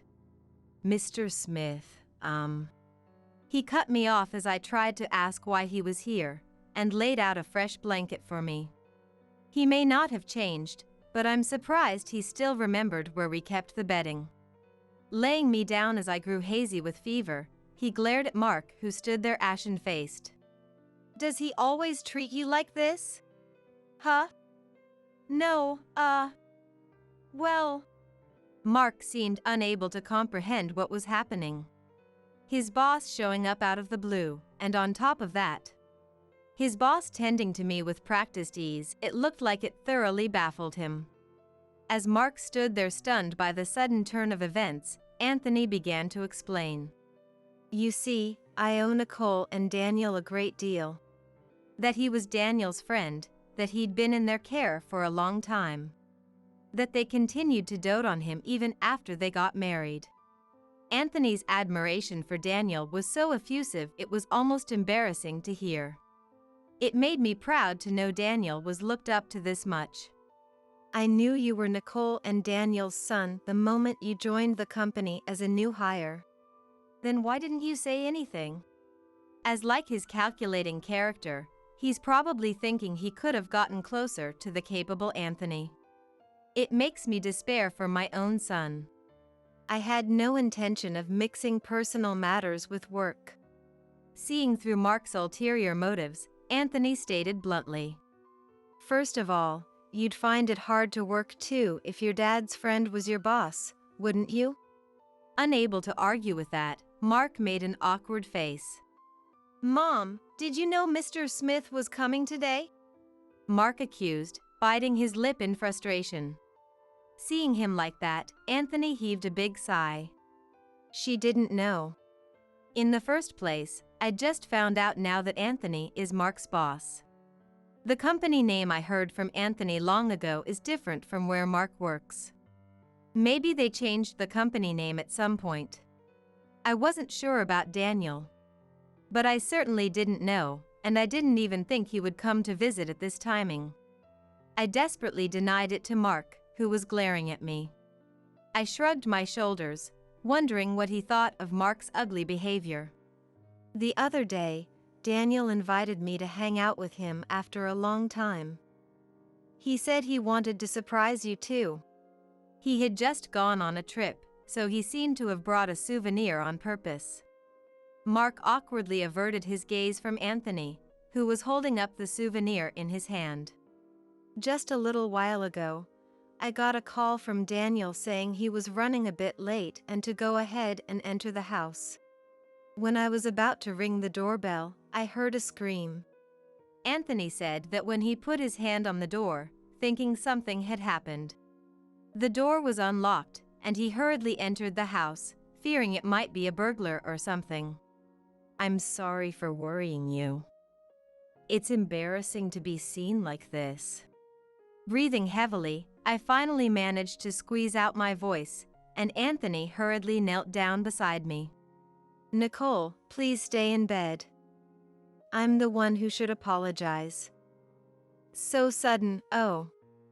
You really have a high fever. When he readjusted the blanket, his hand must have touched my face. He hurriedly wiped my wet hair again with a towel. Thank you. Actually, it seems I've caught the flu. Anthony's expression turned to one of anger. He turned to Mark and shouted in an angry voice. You threw ice water on her when she had such a high fever. How dare you? Mark was so overwhelmed that he sat down and put his arms in front of his face to protect himself. Oh, what a pathetic son he is. I watched the scene unfold in the corner of my hazy vision, breathing out hot breaths. What? What's going on? In the midst of this, it seemed that Daniel had come home. He peeked into the bedroom after hearing the noisy voices. What are you guys doing?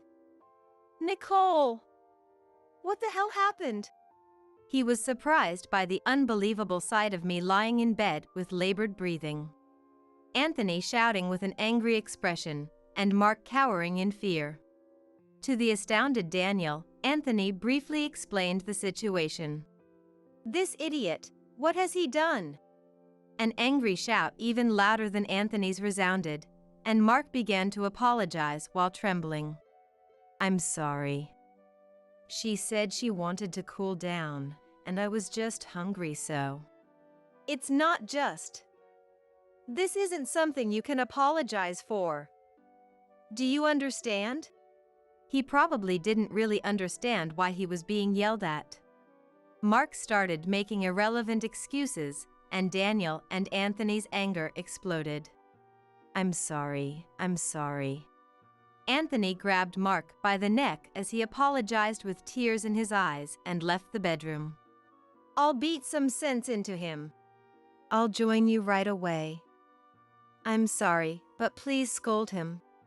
Daniel replied, and he replaced the wet towel and pajamas for me.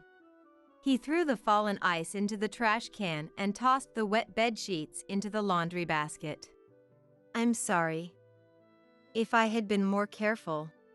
Mark was relatively well behaved in front of Daniel, so he probably never thought he would go this far. I had also been considerate and given up on consulting with him or scolding Mark. It's not just your fault. Sadly, it's our failure as parents. I'm sorry. As I said that while coughing, Daniel bit his lip and apologized again. The way he bit his lip was so similar to his son, despite being so different in character. I wondered how he had grown up to be such a person. Tormented by deep regret, I had fallen asleep before I knew it. Even after I fell asleep, it seemed that Mark was lectured by Daniel and Anthony until late at night. A few days later, Anthony came to visit again and told me about Mark's behavior at work. It turned out that there were rumors that Mark was also harsh on other female employees within the company. His performance was decent, and he pretended to be a nice guy in front of Anthony and other superiors. Just like his attitude towards Daniel. Therefore, perhaps because he was the son of the adored Daniel. They thought the rumors were spread by employees who were jealous of Mark's performance and didn't pay much attention to them. However, after this incident, they changed their minds and immediately conducted a fact-finding investigation, which revealed that Mark had been far more misogynistic than they had thought. Some female employees even cried during the interviews, and his past problematic behaviors finally came to light. I apologize for the trouble he has caused. No, I'm his boss and I didn't notice either. Anthony said that to me when I apologized, but it was clear that our parenting had failed. I was so ashamed and miserable that I couldn't possibly lift my head. Mark was to receive a pay cut, and it seems he went crying to Anthony.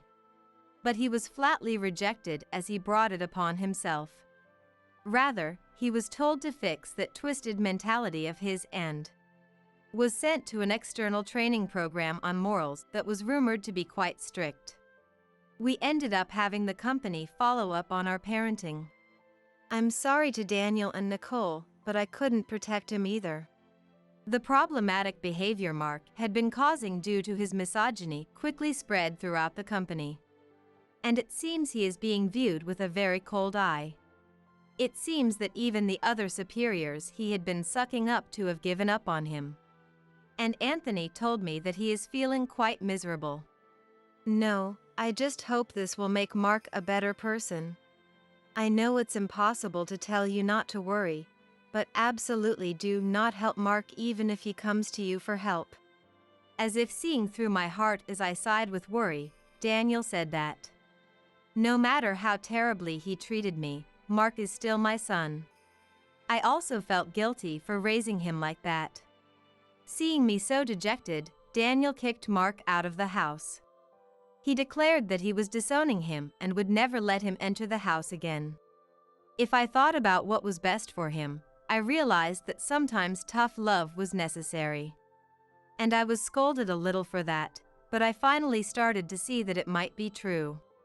On the day Mark was kicked out of the house, I'll never forget the tired look on his face and the resentment-filled eyes he gave me.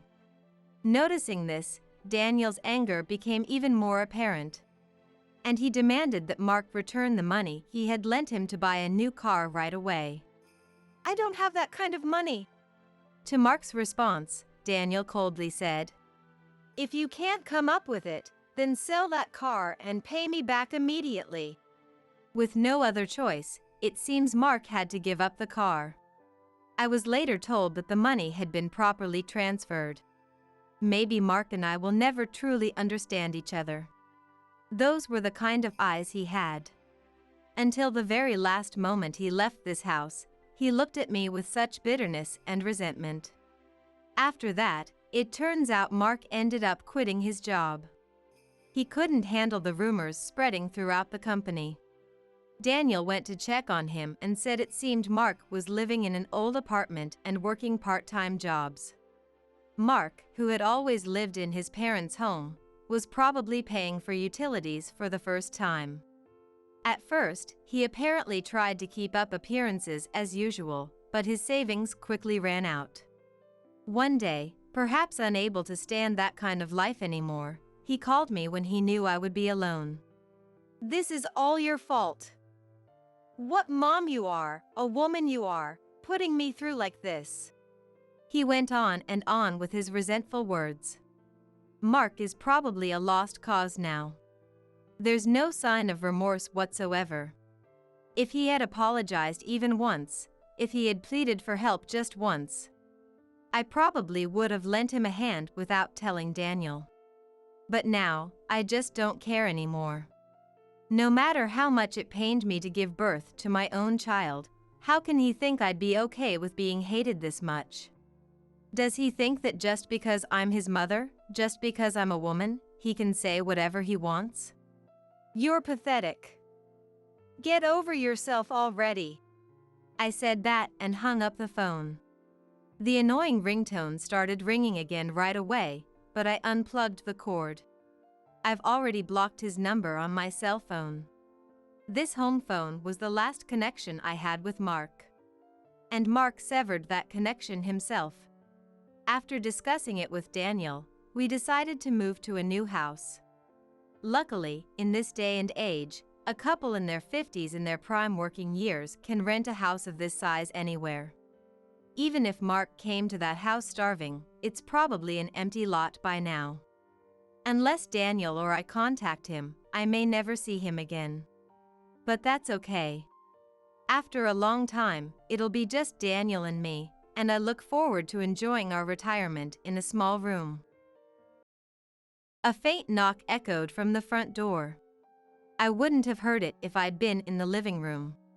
It was only because I happened to be in the hallway that I caught the sound. Another knock. Through the thick, frosted glass, I could make out a small figure. What was happening? Who was on the other side of the door? Before my mind could process it, my body was already moving.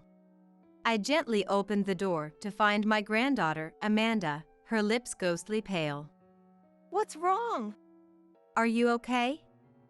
I asked, and she nodded slightly between chattering teeth. As I tried to embrace her for warmth, her body felt so cold it seemed to chill me to the core. No wonder, the weather forecast had said today would be the coldest day of the winter so far. I had a million questions. But first I needed to help Amanda, who was barely breathing. "Robert! Boil some water, quick!" I shouted, and Amanda spoke in a small voice. "Mom is Granny, I need to tell you. Let's get you warmed up first, Amanda. You can tell me once you've settled down." If Amanda knew the way to the apartment, then our daughter Melissa must still be there. We had to go and help her as soon as possible. "Amanda, do you know the place? Robert is getting the car ready, so..." Amanda stared out at the yard, her eyes brimming with tears that spilled down her cheeks in large droplets. "Never mind. Mom is gone now too." She stood up unsteadily, staggering towards the front door. What did she mean, gone? "Wait, Amanda! What happened?" I had no idea what was going on. What had she sensed? "The flower all fell and gone. That means Mom is gone too." Her face was etched with despair. A single camellia blossom from the yard had dropped onto the snow. It was the same moment that Buddy, our golden retriever, had taken his last breath. It wasn't illness, but a peaceful, natural death. My granddaughter Amanda wept uncontrollably. For us too, Buddy had been a cherished part of the family for 10 years, so the grief cut deep. Buddy was smart and had been very close with Amanda. They were like true siblings. So I couldn't tell her to stop crying now. You can't say something like that to a 4-year-old in the first place. Amanda apparently cried nonstop for the next 3 days. A year passed since Buddy's death, and Amanda turned 5. Robert, now retired, was at a loose end and threw himself into cooking. Perhaps thanks to his efforts, I too have more free time and can spend relaxing days. Our daughter Melissa still often brings Amanda to visit us at the family home. I'm struck by how much Amanda has grown. When the two of them visit, Robert enthusiastically whips up meals. He absolutely adores seeing Amanda's delighted face, he says. He's completely smitten with his granddaughter. However, there was one thing that worried Robert and me. "Kevin, how's he doing these days?" "Yeah, he's fine. Anyway." Once again, she brushed off the question with a transparent excuse. The reason Robert deliberately asked about Kevin was that Melissa's husband never accompanied them on visits. And Melissa would react with fierce rejection whenever the topic came up. Living in our own peaceful bubble, I couldn't help but worry about our daughter's home life. Could they be experiencing some kind of harassment? Strangely, once that thought took hold, the flood of negative speculations and premonitions became unstoppable. There are no visible wounds or bruises, but could it be violence? The doubts accumulated gradually, like the snow that fell last winter. Then one evening, while cleaning up the kitchen he had used, Robert casually brought up an idea. "Hey, next time Melissa and Amanda visit, how about I take Amanda out to play, and Stephanie, you can try talking to Melissa while we're gone." Robert was the first to suggest investigating. Amanda, who adores her grandpa, would gladly go out with him without any suspicion. With both father and daughter absent, Leaving two mothers in similar positions alone together, Melissa might feel more inclined to open up. If she still stubbornly refused to talk even after going to such lengths, then there must be some unsavory circumstances she's hiding. It was an ingenious plan. Got it. I'll leave Amanda to you then. A few days later. Amanda, want to go out just the two of us? I want to go. Mom, can I? Is that okay, Dad? Yeah, you two take it easy for a change. All right. Well then, I'll leave her in your care. Amanda, be on your best behavior, okay? I will. Stage 1 of the operation passed without a hitch. Granted, Melissa showed a hint of suspicion at the sudden proposal but seemed unable to find a reason to refuse. Melissa, is there something you want to talk about? I poured 2 cups of instant coffee and set them on the table. Cutting straight to the chase, I asked bluntly. So that's why you took Amanda out? Well, I appreciate it anyway. Melissa appeared somewhat resigned. Or perhaps exhausted. After a brief pause, Melissa's complexion changed drastically as if she had aged a decade in an instant. I couldn't help but exclaim. What happened? I really didn't want to talk about it, but... Melissa had married a man named Kevin 8 years ago. They were introduced by a mutual friend. When he came to the family meeting, he made a good impression, and the two seemed to get along very well, which put my mind at ease. Until they had a child, both worked to support their small household. They were so busy that they rarely showed their faces at our home. That began to change after their daughter Amanda was born. Melissa quit her job to become a housewife and focus on childcare, but apparently, that was the catalyst for his attitude to deteriorate day by day. It started with complaints about her leaving her job, but now it has escalated into increasingly harsh and scathing verbal abuse.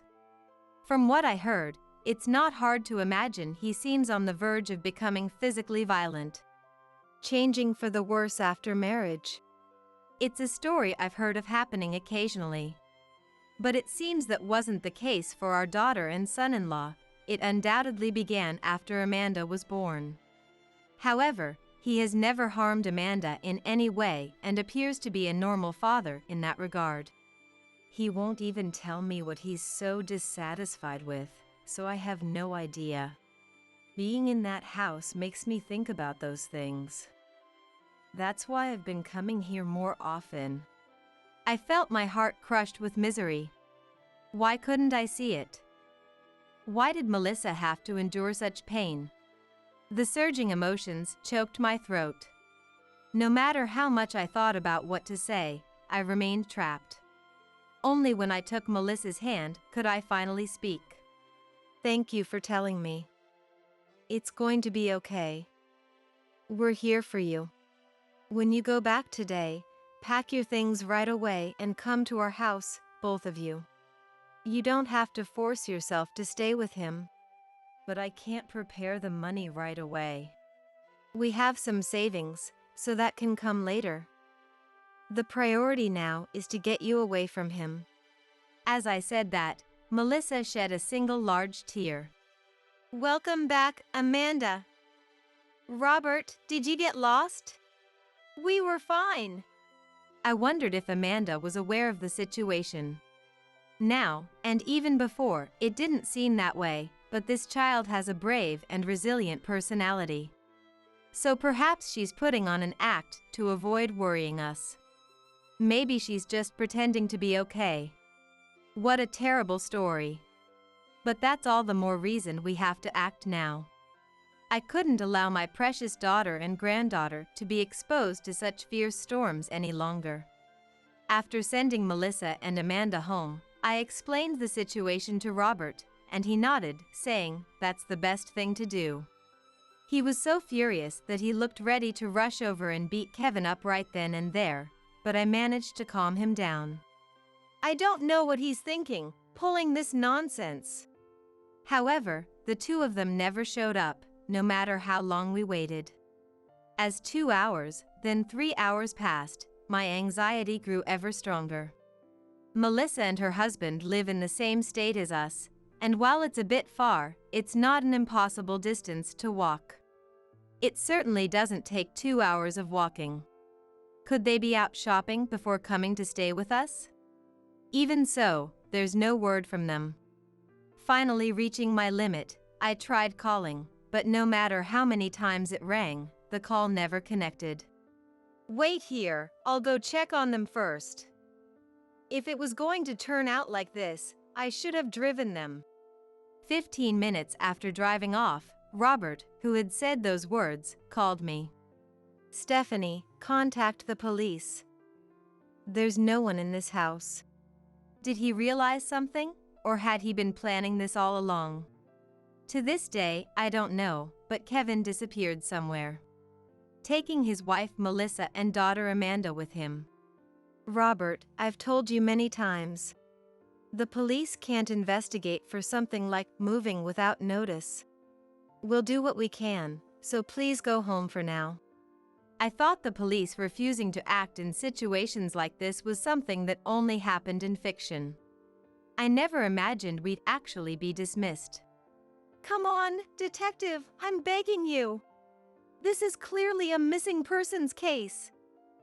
My daughter and granddaughter have been kidnapped. What else could it be but a crime? With the evidence being just one complaint, there's nothing we can do. I'm not saying we won't do anything. We'll do what we can. I could vaguely sense that saying anything more would be futile. And I couldn't say they were completely neglecting us. Robert, let's go home. There are other ways. If the state won't act, then we'll get individuals to act. It's not that I don't feel any frustration, but I could somewhat understand what they were saying. Indeed, it doesn't seem like the police will act with just that. I'll pay. You'll find them, won't you? Yes, it's our duty. We'll gladly lend you our assistance. Now, can you tell us the details? While I didn't want to believe the police wouldn't act at all, I also didn't think they'd fully commit, so as a last resort, we turned to private investigators. Fortunately, they were very positive and asked for various pieces of information. I explained in detail the little I had heard from Melissa that day. That said, there was only so much I could tell them. After all, as the police had said, I too had only heard a single complaint. Then, a month passed without any developments. Winter had truly set in, and some days even brought snow. Were Melissa and Amanda safe? The winter we spent unable to even know that much was colder than any winter before. On a day when snow quietly fell from gloomy clouds. No matter what I did, I couldn't focus, but doing nothing was just as unsettling. As I restlessly cleaned the house, I felt as if something was calling to me and paused for a moment. Knock knock. I surely wouldn't have heard it if I'd been in the living room. It was only because I happened to be cleaning the hallway that I caught the faint knocking at the front door. Knock. Through the thick frosted glass, I could see a small figure. What was happening? Who was on the other side of the door? Before my mind could understand, my body was moving. Gently opening the door so as not to knock over the small shadow, there stood Amanda, her lips ghostly pale. What's wrong? Are you okay? Amid the chattering of her trembling teeth, Amanda gave a small nod. Cold. I need heat. When I embraced her to warm her up, Amanda's body was so cold it felt like it would chill me to the core. No wonder, the weather forecast said today would be the coldest day of the winter so far. Robert! Bring some towels and blankets. I had a million questions. But before that, I had to save Amanda, who was barely breathing. And boil some water too. Got it. Mom is. Granny, Amanda, I'll tell you. First things first, Amanda. Tell me once you've properly warmed up. I brought Amanda right in front of the stove and wrapped her in a blanket. Looking outside from the living room, I could see snow starting to accumulate in the yard. Feeling a bit warmer? Yeah. But Mom is. Can you talk? Will you tell me? Amanda began speaking in fragments. According to her, when they got home that day a month ago, Kevin was already there.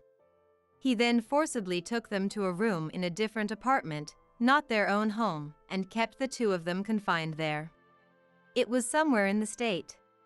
And Amanda had memorized the route from there to our house during walks with Buddy, which is how she managed to make it here.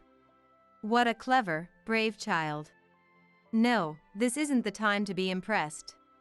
If Amanda knows the way to the apartment in question, she must still be there. We have to hurry and rescue her. Amanda, do you know the place? Robert is getting the car ready now, so. Amanda stared out at the yard. Large tears overflowed from her eyes. Never mind. Mom is gone now too. Amanda stood up unsteadily, staggering towards the front door with faltering steps. What did she mean by gone? Wait, Amanda! What's wrong? Lashing myself for being dumbfounded, I sprang up and forcefully caught Amanda in an embrace. But I had no idea what was going on. What on earth had she sensed? All the flour is gone, so Mom is gone too. Amanda's face was etched with despair. I somehow got the sobbing Amanda into the car and reluctantly asked her for directions. Right now, she is the only person who knows Melissa's whereabouts. Feeling impatient, I slowly drove the car for over 30 minutes to get directions from her. She had walked this distance all alone, so the terror she must have felt is immeasurable. Here. Amanda pointed with swollen eyes. What lay ahead was a terribly run-down apartment complex. Wait here, I'll go check. Robert leapt out of the car, a deck brush in one hand as a precautionary means of self-defense. Left in the car, all I could do was hold Amanda and try to calm her. Less than 5 minutes later, there was a rough bang. Wondering what happened, I looked at a room in the old apartment and saw that Robert had apparently slammed the front door, and in his arms was Melissa's limp form. I hurriedly opened the rear door. Mom! Melissa! It's okay, Amanda. She still has a pulse. But she's unconscious. I've already called the ambulance, so for now we have to warm her up. The car's heater was cranked up excessively. While not as much as Amanda had been a short while ago, Melissa was also thoroughly chilled. She seemed to be gradually recovering, but it was still worrying. 10 minutes later, the ambulance arrived, and I felt the tiniest bit of relief. While Robert explained the situation to one of the paramedics, the others carried Melissa into the ambulance. That's when it hit me. Amanda had been in the same place this whole time too. Please examine this child too. She was in the same place until just now. I can't drive, so I got into the ambulance to accompany the two of them. Robert followed behind the ambulance in the car. The next day, with the situation taking a major turn and actual harm done, the police finally got off their asses. At this point, Kevin became a suspect in a kidnapping and confinement case, officially pursued by the police. At first I felt anger at their inflexibility, which eventually turned to exasperation, but seeing them act at this stage made my anger surge again. In any case, once they get moving, it's only a matter of time before the truth comes to light. Melissa is still unconscious, but her condition itself seems stable. Amanda was also hospitalized for malnutrition and is currently on the road to recovery. But the psychological damage inflicted on her young mind is immeasurable. I tried contacting Kevin again, but it was completely impossible to reach him. It's only natural. According to Robert, the room was empty except for several boxes, a small table, an old heater, a dirty blanket, and a few other items. It was utterly lacking in the necessities for human habitation. And yet, my daughter and granddaughter had spent a whole month there. What was he thinking, suddenly disappearing with his wife and child, only for him to be absent from the scene? The police said there were only traces of 2 people living in that old apartment room. And even that was below the bare minimum, especially regarding meals. They likely didn't have enough to eat properly. In other words, Kevin had disappeared with the intention of confining the 2 of them in the old apartment for some reason from the start, while he himself observed from somewhere without getting involved. Regardless of his true intentions, he was the lowest of the low. 2 days after finding Melissa, she somehow regained consciousness. She still seems to have difficulty moving on her own, but she's recovered enough to sit and talk. Finally, we may see some light shed on the full picture of this incident. Can you tell me what happened that day? At first, she remained silent, but after a short pause, she began speaking hesitantly. When I got home, he was waiting. He took my smartphone and wallet. Then I was put in the car and taken to that apartment. After cutting off her means of external communication, he pressured her to work. The intensity of his actions at that time was so overwhelming that it made her chest tighten just recalling it. However, the only work that could be done in such a place was a side job at best, and even the meager income she earned was mostly taken from her. Why didn't you escape? If you had wanted to, you could have left that place any time. In fact, Amanda had somehow managed to escape to our house when she saw an opening, though we still don't know the details. It was a place with absolutely no security. Of course, it's not that I didn't think about it. But he made it clear, like driving a nail. It's pointless to run, and if you do, I won't show mercy. So, when I thought about something happening to Amanda, I couldn't move.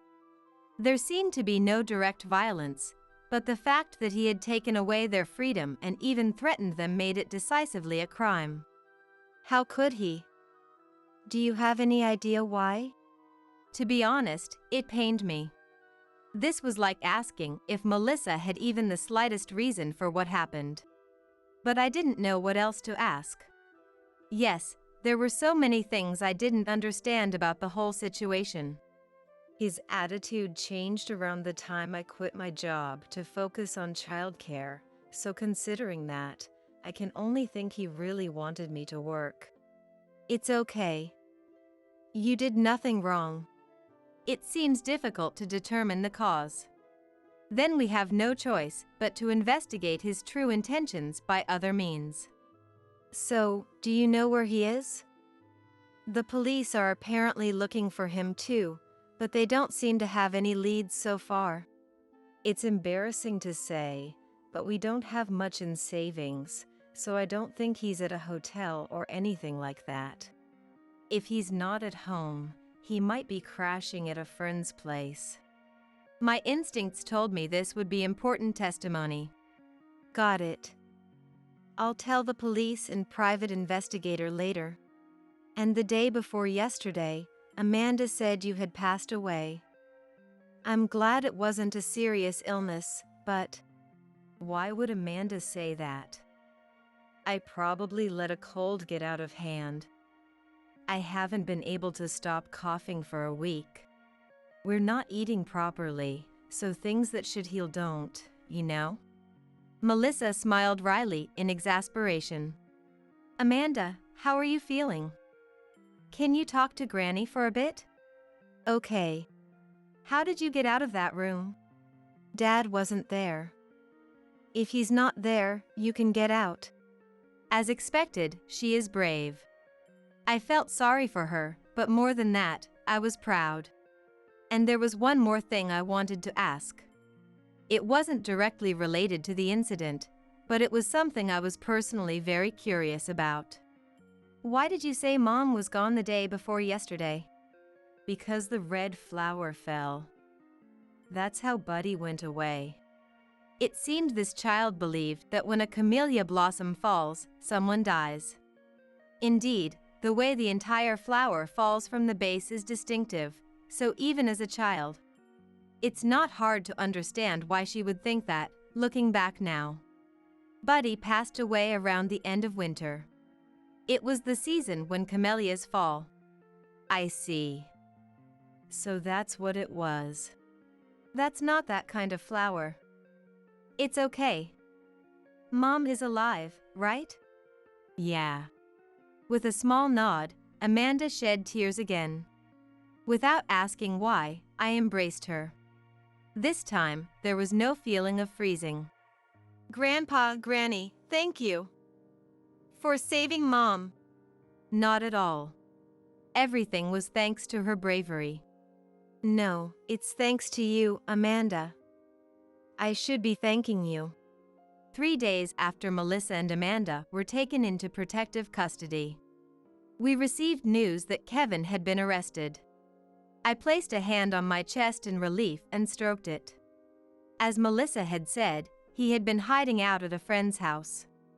But while it would be one thing if it were just a friend, apparently that friend was a woman, and the fact that they had an inappropriate relationship also came to light at the same time. More importantly, Amanda's health had completely recovered, and she returned to being the cheerful Amanda she used to be. Melissa also recovered steadily without any serious issues. When I told her about Kevin's arrest, the light seemed to return to Melissa's face.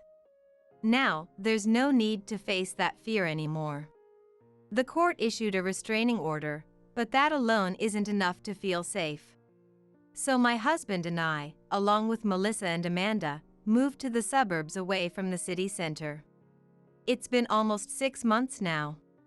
And as another big change, we decided to take in a new red-haired golden retriever. Amanda named him Teddy. It seems she couldn't forget about Buddy after all. Amidst the lush greenery, the sister and brother, one human and one dog, run around energetically in the yard that has doubled in size. Fortunately, Teddy's personality is just like Buddy's, who could be called his predecessor, and he's very attached to Amanda. It's such a heartwarming sight that I almost let out a sigh without thinking. I'm home. I'm home. As dusk approached, Robert and Melissa returned from the courthouse. With the siblings playing in the yard out of the corner of my eye, I was finally able to hear the details from the two of them. The crimes Kevin was charged with were mainly false imprisonment, coercion, and abandonment of a person in one's care, and he was sentenced to 7 years in prison. To be honest, considering all the things he did, I felt that wasn't enough. I even wish he would never come out. The reason he forced Melissa to work was simply because he wanted to take it easy himself. For such a trivial reason, he plunged his wife and child into terror, utterly lacking any sense of morality or ethics. And my anger was also directed at ourselves for not seeing through him. Regarding the woman who had been sheltering Kevin, the point of contention seems to be whether she was aware of the secrecy, but at least for me, it didn't matter. In any case, we've now moved to a peaceful place surrounded by nature, and the 4 of us plus 1 dog are starting a new life. The wounds we've suffered won't heal so easily.